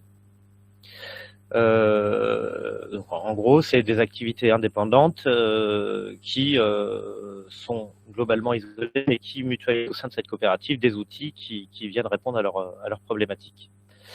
Cette mutualisation, elle peut même aller assez loin, c'est le cas à la Tournée Générale, puisque Margot et Marie l'ont évoqué tout à l'heure rapidement, elles sont hébergées par la coopérative. Donc concrètement, elles n'ont pas eu à créer une entreprise, une structure juridique spécifique. La Tournée Générale, c'est un établissement secondaire de la coopérative. Et donc, Marie et Margot ont un statut d'entrepreneur salarié. Donc, elles ont un contrat de travail et une couverture sociale qui va avec ce statut de salarié, tout en étant à la gestion de leur activité de manière autonome. Et ça veut dire qu'on va jusqu'à mutualiser une bonne part du risque financier en fait qui est pris pour le compte de cette activité, puisque c'est la CAP qui a signé le bail commercial et qui s'est engagé sur un bail 369. C'est la CAP qui a souscrit un emprunt bancaire pour compléter le rapport et investir sur le stock, sur le matériel, etc. Donc voilà, là il s'agit d'un vrai lien de confiance qu'il faut qu'on crée entre nous et entre les associés, puisque voilà, on met en commun une partie de la destinée de toutes ces entreprises dont je viens de vous parler. Et puis derrière ça, il y a aussi une communauté d'acteurs qui travaillent autour des mêmes métiers, qui peuvent échanger des savoir-faire, des techniques, se donner de l'information, négocier des tarifs de manière mutualisée et échanger régulièrement sur leur activité, sur leurs problématiques et chercher ensemble des solutions. Peut-être que je peux enchaîner sur l'aspect collectivité. Nous, ce qu'on constate, c'est que notre coopérative, comme les collectivités, on se retrouve autour d'un objectif commun qui est quand même la revitalisation de nos centres-bourgs et de nos centres-villes, et de développer une économie locale et des commerces de proximité qui proposent à la fois des produits, des services, mais qui constituent aussi des lieux de sociabilité. Donc voilà, on est quand même là-dessus. Je pense qu'avec les collectivités, on partage cet enjeu-là, et donc on a nous notre posture, c'est de considérer que les collectivités sont des partenaires vraiment privilégiés quand on souhaite accompagner des entrepreneurs à se lancer dans un village ou dans un quartier, et qu'on doit vraiment travailler ensemble dans le même objectif, et chacun à son échelle, on a des leviers pour essayer de faire avancer les projets.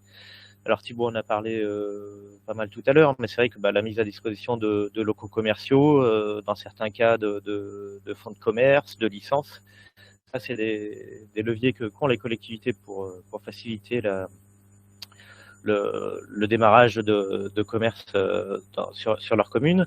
Ça peut être des aides financières à la création, de la subvention, permettre de constituer des fonds propres. Mais c'est surtout une porte d'entrée sur le territoire, sur les réseaux locaux, une mise en lien avec les différents interlocuteurs. Ça peut être de réorienter les entrepreneurs vers les bons interlocuteurs. Ça peut être aussi un soutien en termes d'achat au sein de l'épicerie. Ça, c'est clairement quelque chose qui peut être intéressant. Et puis c'est aussi tout bêtement un soutien moral, parce que c'est des métiers qui sont pas forcément évidents, qui peuvent être parfois éprouvants, et avoir le soutien de la collectivité, c'est aussi important pour des entrepreneurs qui se lancent. Et puis nous, du côté de la CAP, on peut amener notre savoir-faire, notre expertise sur ces métiers de l'alimentation, et sur le cadre qu'on peut proposer aux porteurs de projets qui pourraient se présenter sur vos communes. Donc on peut amener des compétences en termes d'études de potentiel commercial sur un local, réfléchir aux aménagements nécessaires en fonction de l'activité qui est envisagée. On peut aussi accompagner les collectivités sur la recherche de porteurs de projets. On a des porteurs de projets dans nos réseaux qui nous contactent, etc. Et donc on peut aussi faire le lien avec des collectivités qui chercheraient des repreneurs. On peut ensuite accompagner, comme on l'a fait avec Margot et Marie, en intégration sur l'élaboration des prévisionnels financiers, la construction de la gamme, vraiment tous les aspects qui sont avant le démarrage de l'activité. Et puis surtout, on peut ensuite, une fois le démarrage de l'activité, les accompagner sur le long terme dans le pilotage de leur activité, en amenant un regard un peu extérieur, en essayant de répondre du mieux qu'on peut à leurs questions, et puis en effectuant pour elles tout un tas de tâches administratives et financières qui sont rapidement chronophages, mais qui, je pense, n'étaient pas la motivation première qu'elles avaient quand elles voulaient reprendre une épicerie. Et donc l'idée, c'est de leur permettre de se concentrer sur leur cœur des métiers et de développer leur activité. Voilà dans les grandes lignes comment fonctionne la CAP et ce qu'on peut apporter et aux entrepreneurs et aux collectivités. Merci beaucoup Vincent. Alors tu le précisais, la CAP est encore jeune et les chiffres ne sont pas forcément grandiloquents aujourd'hui. Ce qu'on peut dire, c'est qu'elle se repose sur un modèle qui a fait ses preuves, puisque la CAP, qui est auvergnate, est un peu la coopérative petite sœur du GRAP, donc groupement régional pour l'alimentation de proximité, qui s'est développé en Rhône-Alpes et qui est né il y a 10 ans. Donc, je sais pas si tu as les chiffres à jour. Moi, j'avais en tête on avait dépassé de loin les 50 activités membres et ça ils en sont, je crois, 70 activités, 250 salariés, et ça doit représenter 20 millions de chiffres d'affaires consolidés à l'échelle de Rhône-Alpes. Voilà, donc le modèle est loin d'être juste occasionnel. Éprouvé, dont on peut s'inspirer. Il nous accompagne fortement pour développer notre activité. Et effectivement, nous, notre situation, on a en tant que coopérative, on a 1 an, donc nos chiffres sont un peu moins éloquents. Ce qui est intéressant, c'est de voir aussi comment, si ça a si bien fonctionné du côté du GRAP, c'est vraiment parce que ça s'est inscrit dans une évolution aussi des souhaits des entrepreneurs. C'est aussi pour ça qu'on voulait avoir votre témoignage, Margot et Marie, et c'est ce que tu rappelais, c'est le fait plus forcément vouloir être seul dans l'aventure et au contraire de pouvoir bénéficier à la fois d'un accompagnement. Alors ça, c'est essentiel et il y a plusieurs acteurs qui accompagnent les entrepreneurs dans leurs projets, mais dans la durée, en fait, de faire partie d'une structure plus large qui apporte des ressources et gère du risque. Voilà, donc ce que tu n'as pas précisé aussi, c'est que la structuration en SIC fait que des collectivités sont aussi sociétaires de la CAP.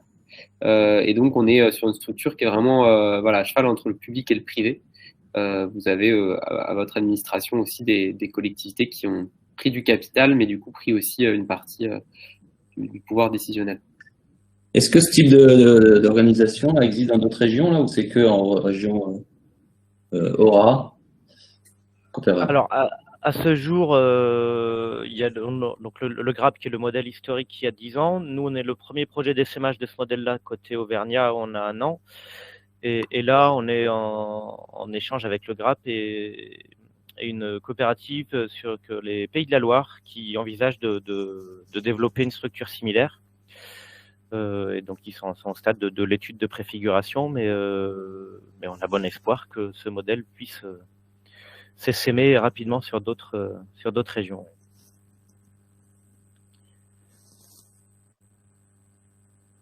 Ok, merci.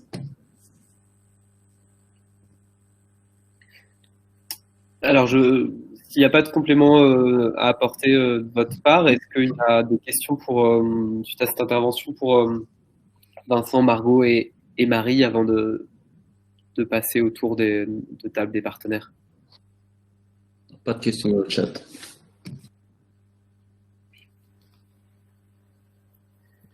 N'hésitez pas à prendre sinon la parole. Sinon, s'il n'y a pas de réaction, je vois une question sur la Nouvelle-Aquitaine et malheureusement, je ne serai pas en capacité d'y répondre. Sur une structure équivalente en Nouvelle-Aquitaine. Il y aura dans les ressources transmises, et je vous les transmettrai aussi du côté de Pointe-Aubin, en fin de présentation, il y a quelques très bons guides des acteurs de l'économie sociale et solidaire avec, même s'il n'y a pas de structure équivalente, des interlocuteurs région par région aussi. Je me permettrai de les transmettre sur ces initiatives. Petite question aussi, là, quels sont les critères en termes de taille de collectivité? C'est favorable à votre modèle? Est-ce que c'est... Alors, il faudrait peut-être me préciser la question. Si c'est pour être sociétaire et être au capital des SIC, si on a des critères ou... Je pense plutôt pour les commerces installés. Alors, nous, on n'a pas de critères sur les collectivités. On a des critères sur les projets d'activité. Ce qu'on demande, c'est que ce soit des projets qui soient au moins 50% en termes de chiffre d'affaires sur le secteur alimentaire. C'est notre cœur de métier. Et donc, on peut intervenir auprès d'activités de type multiple, mais il faut qu'elles aient quand même une forte dominance alimentaire.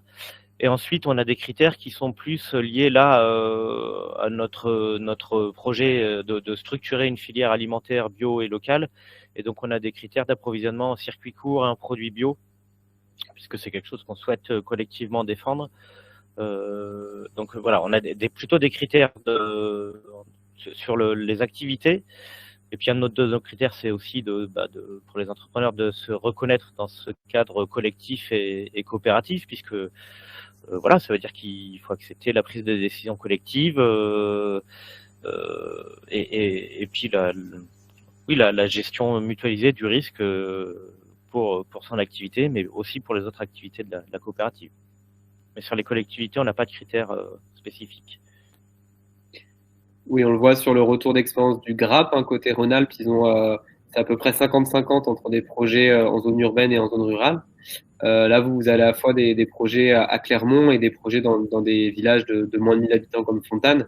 Ce qui fait la différence, on l'a vu dans le témoignage de Margot et Marie, c'est le réalisme des projets et de savoir dire ici, une seule simple épicerie fonctionnerait pas. Donc, on va réfléchir à un modèle économique qui soit viable avec une activité diversifiée. Donc, je pense que ça tient plus du profil et du projet porté par les entrepreneurs que du seul territoire. Oui. Oui, effectivement, comme on porte une bonne part du risque financier et économique engagé par l'activité, on est aussi vigilant sur la pérennité et la viabilité de l'activité.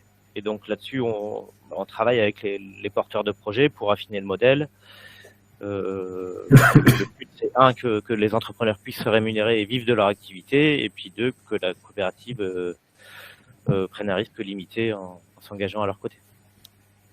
Vincent, il y a une question sur vos interventions de précision. Est-ce que vous pouvez réaliser des prestations d'études à la demande d'une collectivité? Oui, on peut tout à fait le faire. Une collectivité qui aurait un local et qui souhaiterait réfléchir à quel type d'activité installer dans ce local, on est en capacité de pouvoir répondre à ce type de demande.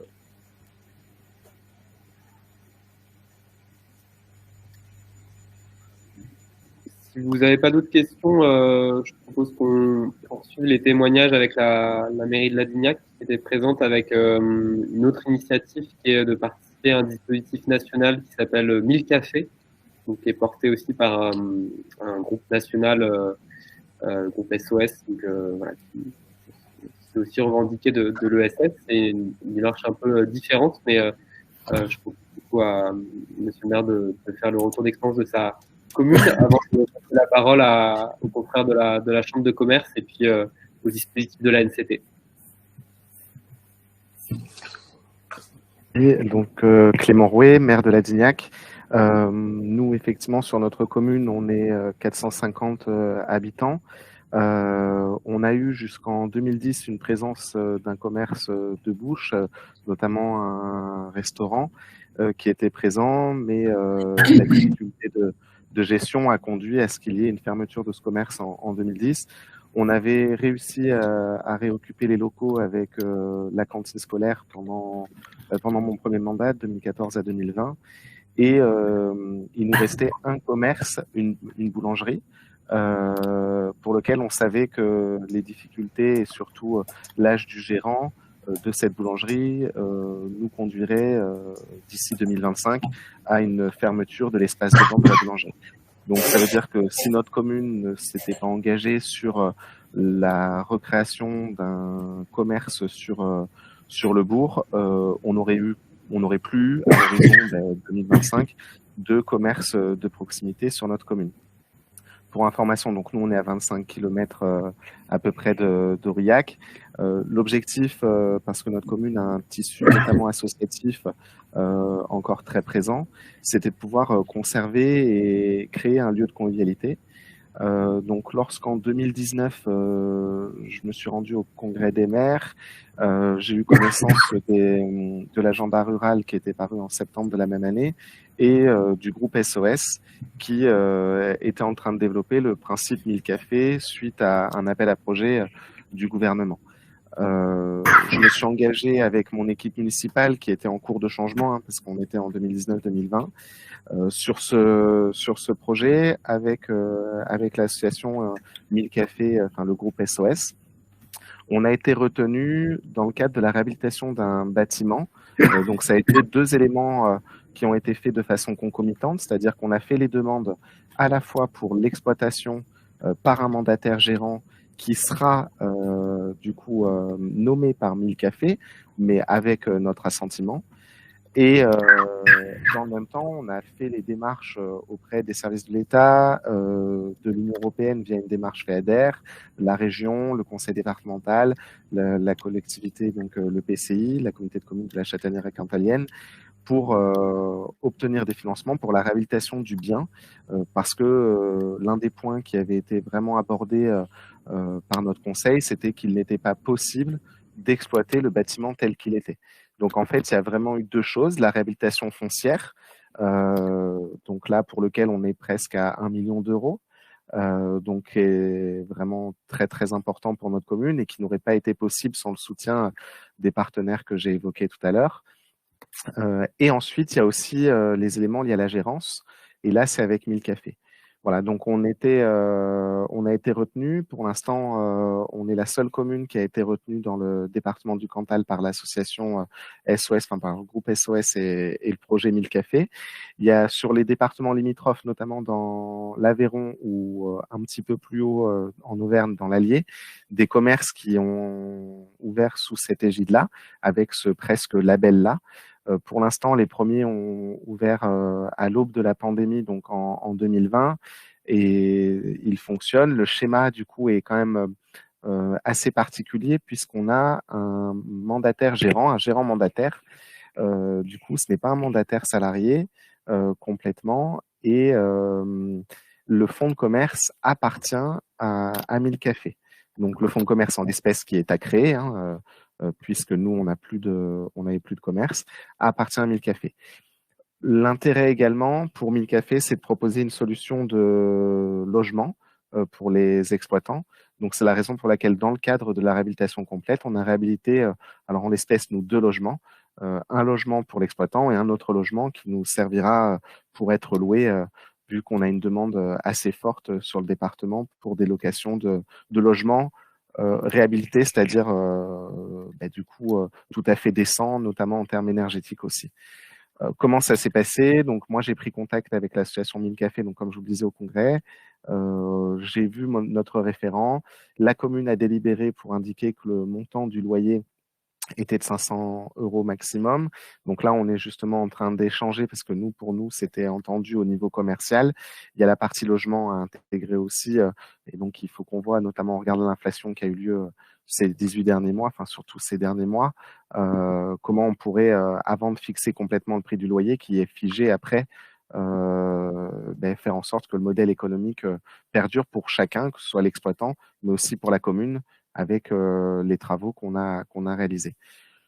Voilà globalement comment ça se passe. Nous, on est justement en voie d'achèvement de ce projet, dont l'ouverture devrait intervenir en avril ou mai. On est encore en phase de recherche de gérants, c'est-à-dire que là, les candidatures sont ouvertes jusqu'à la fin du mois. On a eu 2-3 candidatures qualifiées sur 7-8 qui nous avaient été proposées. L'intérêt, et du coup, d'ailleurs, parmi ces 2-3 qualifiés, des interrogations s'étaient fait jour par rapport justement au modèle, étant donné que les gens auraient préféré être exploitants complètement. Bon, ça, on est en train d'échanger avec 1000 cafés pour connaître exactement les modalités, notamment de cession, et faire en sorte que celui qui exploite puisse à un moment donné bénéficier de la valeur de son travail, sans toutefois aller jusqu'à la vente d'un fonds de commerce, parce que la problématique, c'est ce que vous disiez tout à l'heure en introduction, c'est que la vente d'un fonds de commerce sur notre secteur rural, nos secteurs ruraux, c'est un réel frein aux reprises parfois. Voilà. Donc ça, il faut qu'on y fasse attention et que ce soit envisagé ensemble, de concert. Voilà globalement sur ce projet. Donc sur ce projet, on a été accompagné par 1000 cafés de plusieurs manières, notamment dans l'établissement du business plan. Bon, ça, ils l'ont fait avec moi et avec notre conseil, mais surtout, ça a été un appui dans les éléments liés à la réfection et à la réhabilitation du bien immobilier. C'est-à-dire qu'aujourd'hui, on n'aurait pas eu l'appui de 1000 cafés en vue de la recherche d'un gérant plus tard. Je pense qu'on n'aurait pas réhabilité le commerce de ce point de vue-là, au regard des incertitudes pesant sur la gestion ultérieure. Notre commune avait été un petit peu échaudée par des expériences passées, donc l'idée, c'était pas de reproduire les mêmes éléments. Voilà. Aujourd'hui, effectivement, le commerce ouvrira en avril. On a veillé à ce que la licence 4 que nous détenions soit préservée. Donc, on a un conseiller municipal qui avait passé son permis d'exploitation pour justement continuer à faire vivre la licence tant que les travaux n'étaient pas commencés. Ça c'est vraiment un point important au niveau des licences. Sachant que c'est d'autant plus important que créer une licence sur un secteur rural comme le nôtre, on peut effectivement la translater, etc. Mais il y a quand même des règles pour l'implantation, notamment par rapport aux lieux de culte et aux écoles. Et sur nos secteurs ruraux, les distances font qu'on est souvent dans les bourgs en dessous de ces mesures-là. Donc, quand vous avez une licence 4, moi, je vous invite vraiment à essayer de la maintenir.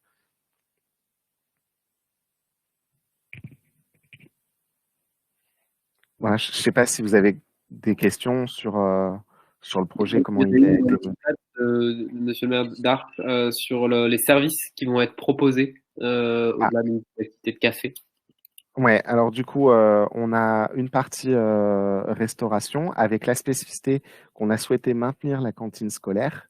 Donc la salle a été faite de telle manière que du coup, elle peut être fermée pour accueillir les enfants d'un côté et du coup les clients, on va dire adultes, d'un autre. Et on envisage aussi une partie relais colis avec dépôt de pain. Donc parce que comme je vous le disais, c'est vu avec avec le boulanger, il y aura une fermeture de son commerce, même s'il n'y aura pas une fermeture de sa production, pas dans l'immédiat du moins. Et du coup, le pain sera vendu au sein de ce multiservice, enfin de ce commerce multiservice. Il y aura aussi, et ça après c'est aussi au gérant de voir, nous on souhaiterait qu'il y ait la presse. Toutefois, la partie postale sera conservée par la commune en direct. Donc aujourd'hui, nous on a mutualisé, c'est notre secrétaire de mairie qui assure la présence postale également. Et donc ça, on souhaite le maintenir de ce côté-là. Ça, c'est pour qu'on ait aussi un lien avec les citoyens. C'est plus nous au niveau de la collectivité. Et tout simplement parce que les opérations qui sont possibles en relais postal, relais post-commerçant, ce qu'on appelle le RPC, ne sont pas tout à fait les mêmes que celles qui peuvent être proposées en agence postale communale. Donc, on ne le propose pas aux exploitants, sachant que pour l'instant, tous ceux qu'on a vus nous ont dit, mais de toute façon, on ne peut pas bien travailler si on s'éparpille complètement sur tous les secteurs. Voilà, donc vraiment, ce qu'il faut, c'est toujours avoir une activité qui génère du flux pour une activité comme telle. Et aujourd'hui, générer du flux, ben, c'est vraiment la partie vente de pain, parfois la partie relais colis, parce qu'aujourd'hui, il y a de plus en plus de ventes par Internet et on le voit, les colis sont de plus en plus développés. Voilà, donc même si on est en secteur rural, cette partie-là est envisageable, on est en train d'y regarder. Le dossier est un peu long à constituer, il faut connaître les futurs gérants, le nom parce que c'est un document personnel. Voilà globalement comment nous on s'organise. Une question également sur le loyer, mais je crois que vous avez répondu que vous étiez en négociation pour que 500 euros Alors soient. voilà, parce que au tout départ, en 2019, on nous avait évoqué un loyer qu'il ne fallait pas un engagement à 400 euros. Nous, la délibération qui date de 2020-2021 est à 500 euros sur la partie commerciale. Toutefois, il y a des interrogations sur la partie liée au loyer d'habitation et notamment sur le fait qu'il y ait une solidarité entre le bail d'habitation et le bail commercial. Donc ça, moi, je suis en train d'y regarder parce que le fait qu'il y ait une forme de solidarité, que ce soit dans le même bail commercial, ça permet effectivement, en cas de révocation du mandataire, parce que comme je vous le disais, on parle bien d'un mandataire gérant et non pas du coup d'un exploitant. Donc ça veut dire que le mandat de ce gérant mandataire peut être révoqué en l'espèce par l'entreprise qui sera intégralement détenu par 1000 cafés, par le groupe SOS. C'est un montage particulier par rapport à cela. Donc ça, c'est un point sur lequel il faut impérativement discuter avec les interlocuteurs de 1000 cafés dès le départ, parce que nous, on a fait partie des premières communes qui se sont engagées et effectivement, il y avait un petit flou sur ces éléments-là entre le loyer d'habitation. Nous, l'habitation, elle fait presque 100 mètres carrés, c'est un T4, et du coup, le bail commercial. Et nous, on a dit, 500 euros pour les deux, c'est pas possible. Enfin, très clairement, on ne peut pas l'envisager comme tel. Donc, on est en train de regarder, mais dans tous les cas, on sait ils ont pris en compte notre problématique sur ce point. Et puis, parce qu'aussi, on ne souhaite pas totalement lier les deux, in fine, si par exemple les personnes souhaitent, au regard de l'accessibilité foncière sur nos territoires, s'installer et devenir par exemple propriétaires d'un bien, parce que je vous le rappelle, ils ne seront pas propriétaires du fonds de commerce. Donc peut-être qu'ils voudront aussi, à titre privé, être propriétaires sur nos communes. Voilà. Donc ça, c'est des éléments à prendre en compte et dont il faut parler rapidement avec vos interlocuteurs de 1000 cafés si vous faites la démarche. Pour le secteur cantalien, l'interlocutrice, elle s'appelle Maë Coffre. Voilà. Il y a plusieurs questions. Alors la dernière porte sur le montage financier. Vous avez évoqué plusieurs financeurs. Vous avez peut-être des précisions sur les montants pour la partie immobilière, hein, la rénovation de l'immeuble. Ouais, alors, l'autre question, elle porte sur le risque. Alors, le partage du risque, donc le montage présenté montre que c'est donc davantage le groupe SOS qui prend le risque puisque c'est eux qui mandatent un gérant qui peuvent révoquer. Mais quelle est la part de risque prise par la commune dans cette Alors, la opération? part de risque que prend la commune, c'est justement cette modération des loyers, du coup. Parce que cette modération des loyers, nous, je vous rappelle, c'est un projet de presque 1 million d'euros. Actuellement, pour l'instant, il n'y a pas eu de révision et d'actualisation des prix, je croise les doigts. On était sur 883 000 euros au départ de marché notifié. Je parle bien des marchés, hein, pas des parties architecture, etc. Donc, très clairement, on est sur une part de risque. Nous, on a été financé à presque 65% sur l'ensemble de l'opération qui intègre la rénovation de logements. Une a pu être intégrée avec le commerce parce que, je vous le disais, il sera affecté prioritairement aux commerçants. L'autre, du coup, n'en fait pas partie. Alors, on a eu le soutien de l'État avec la DETR, la DSIL, ce qui nous a permis de lever un soutien de l'Union européenne via le FEADER pour 312 000 euros. Alors sur ce point, par exemple, j'en parlais à Madame le sous-préfet lors de la visite de la commission d'évaluation la semaine dernière. C'est vrai qu'on a fait l'ingénierie tout seul. C'est-à-dire que c'est pas 1000 cafés qui nous a aidé à faire la partie ingénierie sur la bâti. Sur le bâti, on avait une AMO, une assistant à maîtrise d'ouvrage, on l'a toujours d'ailleurs, en l'espèce quant à l'habitat, qui du coup nous aide à pouvoir assurer cette opération-là, notamment dans la recherche des financements, etc. Mais sans cela, on n'aurait pas pu assurer l'ingénierie complètement tout seul. Mais il faut le savoir que cette partie ingénierie, notamment par rapport à la demande de financement FEADER, est importante. Toutefois, rien n'est impossible et moi j'encourage vraiment les collectivités à bien regarder si c'est pas une opération qui rentre dans les fonds FEADER parce que ça libère des lignes en fait globalement des lignes d'État pour la DETR et la DSIL et ça permet de renforcer le taux de financement. Ensuite, après, sur la région Auvergne-Rhône-Alpes, on est à peu près à 100 000 euros qui ont été accordés. Pour le département du Cantal, on est à peu près sur 20 000. Pour la collectivité, donc le PCI, on sera à peu près sur 30 000. Voilà comment on a intégré les éléments. Et après, sur la partie État, on était à peu près à 160 000. Ne pas les oublier. Deux autres questions. Juste Thibaut, si tu peux me permettre, si on veut tenir le timing, parce qu'on a deux interventions derrière encore, on a notamment la CCI et la NCT là sur le dispositif de retraite commerciale. Ce que je vous propose, c'est que s'il y a des questions, faut pas hésiter, vous me les ferez passer à moi par rapport à mon adresse mail d'invitation et je relayerai auprès de Thibaut et des différents acteurs pour vous apporter les réponses quand on diffusera notamment le webinaire et toutes les diapos qui ont été présentés, si vous voulez bien. Oui, vous avez raison, on va passer à la présentation du coup de la CCI. Peut-être que vous pouvez répondre sur le chat éventuellement aux petits détails qui ont été demandés là dernièrement. Et puis on restera bien sûr disponible par la suite. Pas de souci, merci. Je vous ai pas à l'écran côté CCI. Je vous laisse prendre la parole sur ces deux slides que vous avez transmis. Marc Delvaux, de la Chambre de commerce du Cantal. Donc pour ceux qui ne me connaissent pas, je suis conseiller en charge des cafés, hôtels et restaurants sur le département du Cantal, donc dans leur phase de développement de l'activité.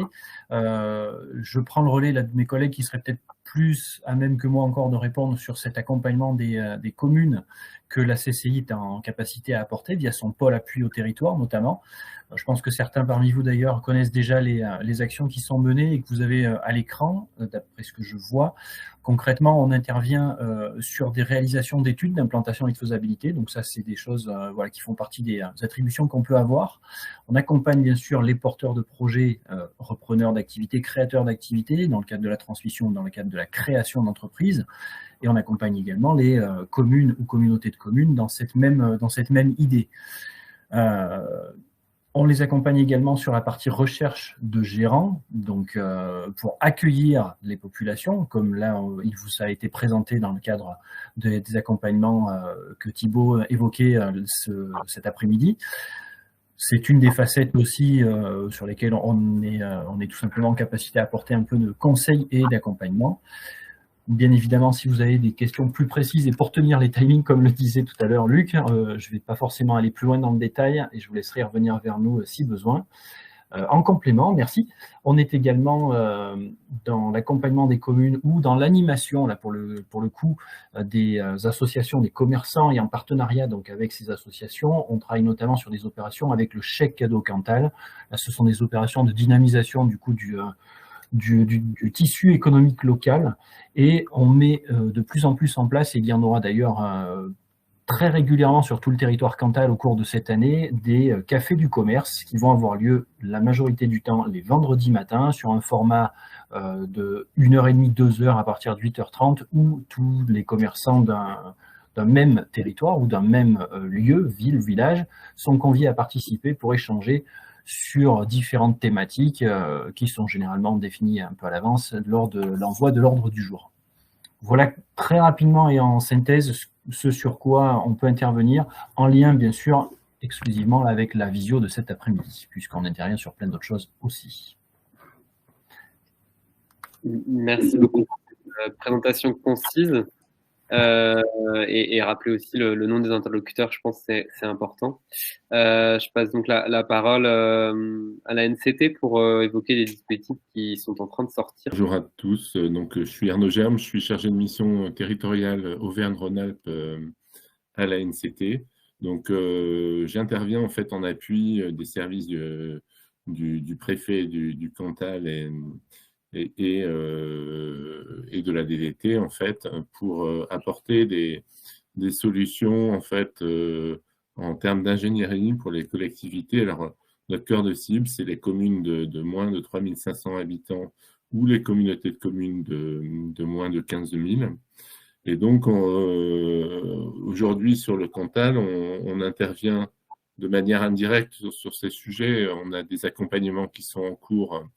Pas plus tard qu'hier, on était en dialogue avec la communauté de communes des Hautes-Terres qui cherche justement à définir une stratégie sur ces locaux vacants et stratégie d'implantation de commerce. Donc on peut avoir une intervention à l'échelle de la Comcom. Très prochainement, nous allons accompagner également la communauté de communes Serre et Goul en Carladès, où aussi on accompagne de manière un peu expérimentale, justement, pour mettre en pratique ce qu'on a vu aujourd'hui, la commune de Saint-Chamand, justement, une réflexion sur le maintien des derniers commerces et puis également une friche patrimoniale qu'elle a en centre. Donc nous, on a une gamme de services déjà pour aider à l'ingénierie pour les Comcom. Et l'échelle de la Comcom est assez intéressante pour avoir ces réflexions, à la fois parce que ça donne une force, bien sûr, d'ingénierie et puis financière, et puis ça permet aussi, puisqu'on a parlé de constitution de circuits courts, d'avoir aussi des forces de frappe un petit peu plus importantes pour organiser un certain nombre de choses. À côté de cette ingénierie qu'on appelle sur mesure, que n'hésitez pas à solliciter les services de la préfecture si vous avez une question par rapport à votre collectivité. L'ANCT gère également tout ce qui est les plans de ruralité et réfléchira certainement en 2023 au futur contrat de ruralité, et ces questions sont aujourd'hui assez fortement présentes.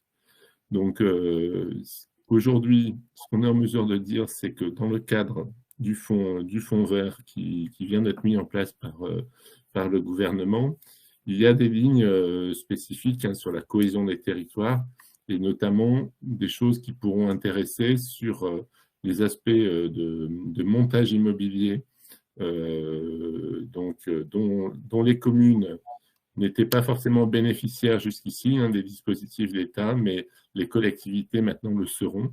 Alors l'intervention financière qui est complémentaire et de celle qui est mise en place par la région Auvergne-Rhône-Alpes, qui a déjà un dispositif assez important sur ces dispositions à la fois de rénovation de commerce et de maintien ou de création de maintien de dernier commerce ou création d'un premier commerce. Donc, l'État va mettre en place 2 outils. Un premier outil qui est en fait une aide au déficit immobilier, en fait, pour permettre en fait de rendre un petit peu plus solvables les opérations. Donc, c'est à travers le fonds de restructuration des locaux d'activité.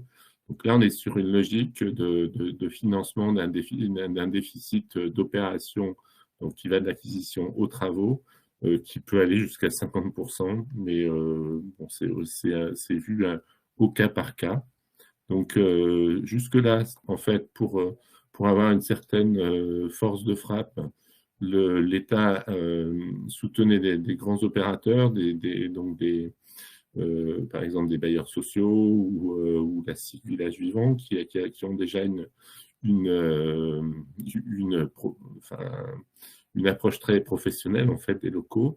Donc maintenant, il y aura aussi une quote-part de ces 25 millions d'euros qui seront dédiés aux collectivités. Excusez-moi, j'ai la voix un peu enrouée. Et à côté de ce fonds, il y aura un deuxième fonds qui va être, alors là, autant le premier fonds est assez ouvert en fait sur Action Cœur de Ville, Petite Ville de Demain, les QPV en priorité, autant le deuxième fonds qui est nouveau vous concernera plus directement, puisqu'il s'agit d'un fonds qui va être sur les bourgs ruraux, ruraux avec de l'habitat dispersé ou non. Et donc là, ça va être un peu le même principe. On va avoir une aide pour les collectivités, à la fois pour développer du commerce sédentaire, mais également du non sédentaire. Donc pour l'achat notamment de matériel, de camionnettes par exemple. Et donc, il s'adresse vraiment à des territoires très ruraux, puisque un des critères, c'est de ne pas avoir de commerce à moins de 10 minutes, en fait, du village.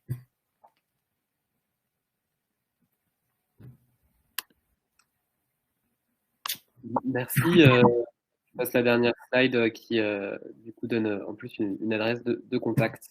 Tous ces éléments vous étant transmis avec la présentation qu'on va vous diffuser là dès après le webinaire. Les 2 heures s'étant écoulées, je crois qu'on arrive au bout. Je ne sais pas si vous voulez, côté DDT, faire un petit mot de conclusion. Oui, juste pour remercier déjà tout le monde et notamment particulièrement les intervenants, les élus. Et puis pour dire que donc suite à ce webinaire qui a été enregistré, donc on mettra en ligne, on vous expliquera les modalités techniques et on vous transmettra donc toutes les présentations qui ont été faites. Et je réitère ce que je disais, à savoir s'il y a des questions complémentaires, n'hésitez pas à me les faire passer et ensuite on verra avec Thibaut, avec la NCT, avec les différents intervenants comment on pourra vous répondre. Voilà, surtout n'hésitez pas. Donc, je pense qu'en début de semaine prochaine, je vous transmettrai tous les éléments qui ont été présentés. Merci aussi à Thibaut, bien sûr, d'avoir animé, monté, préparé ce webinaire.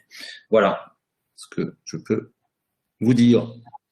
Merci à tous pour votre mobilisation. Et puis, alors on voit qu'il y a encore une question, donc nous on coupera pas pour bien la noter. Ah, c'était un merci. Bon, en tout cas, voilà. Contente de vous avoir vu mobiliser, en tout cas pour cet échange. À très bientôt et n'hésitez pas à nous contacter si besoin. Merci beaucoup, bon après-midi, au revoir. Au revoir. Au revoir.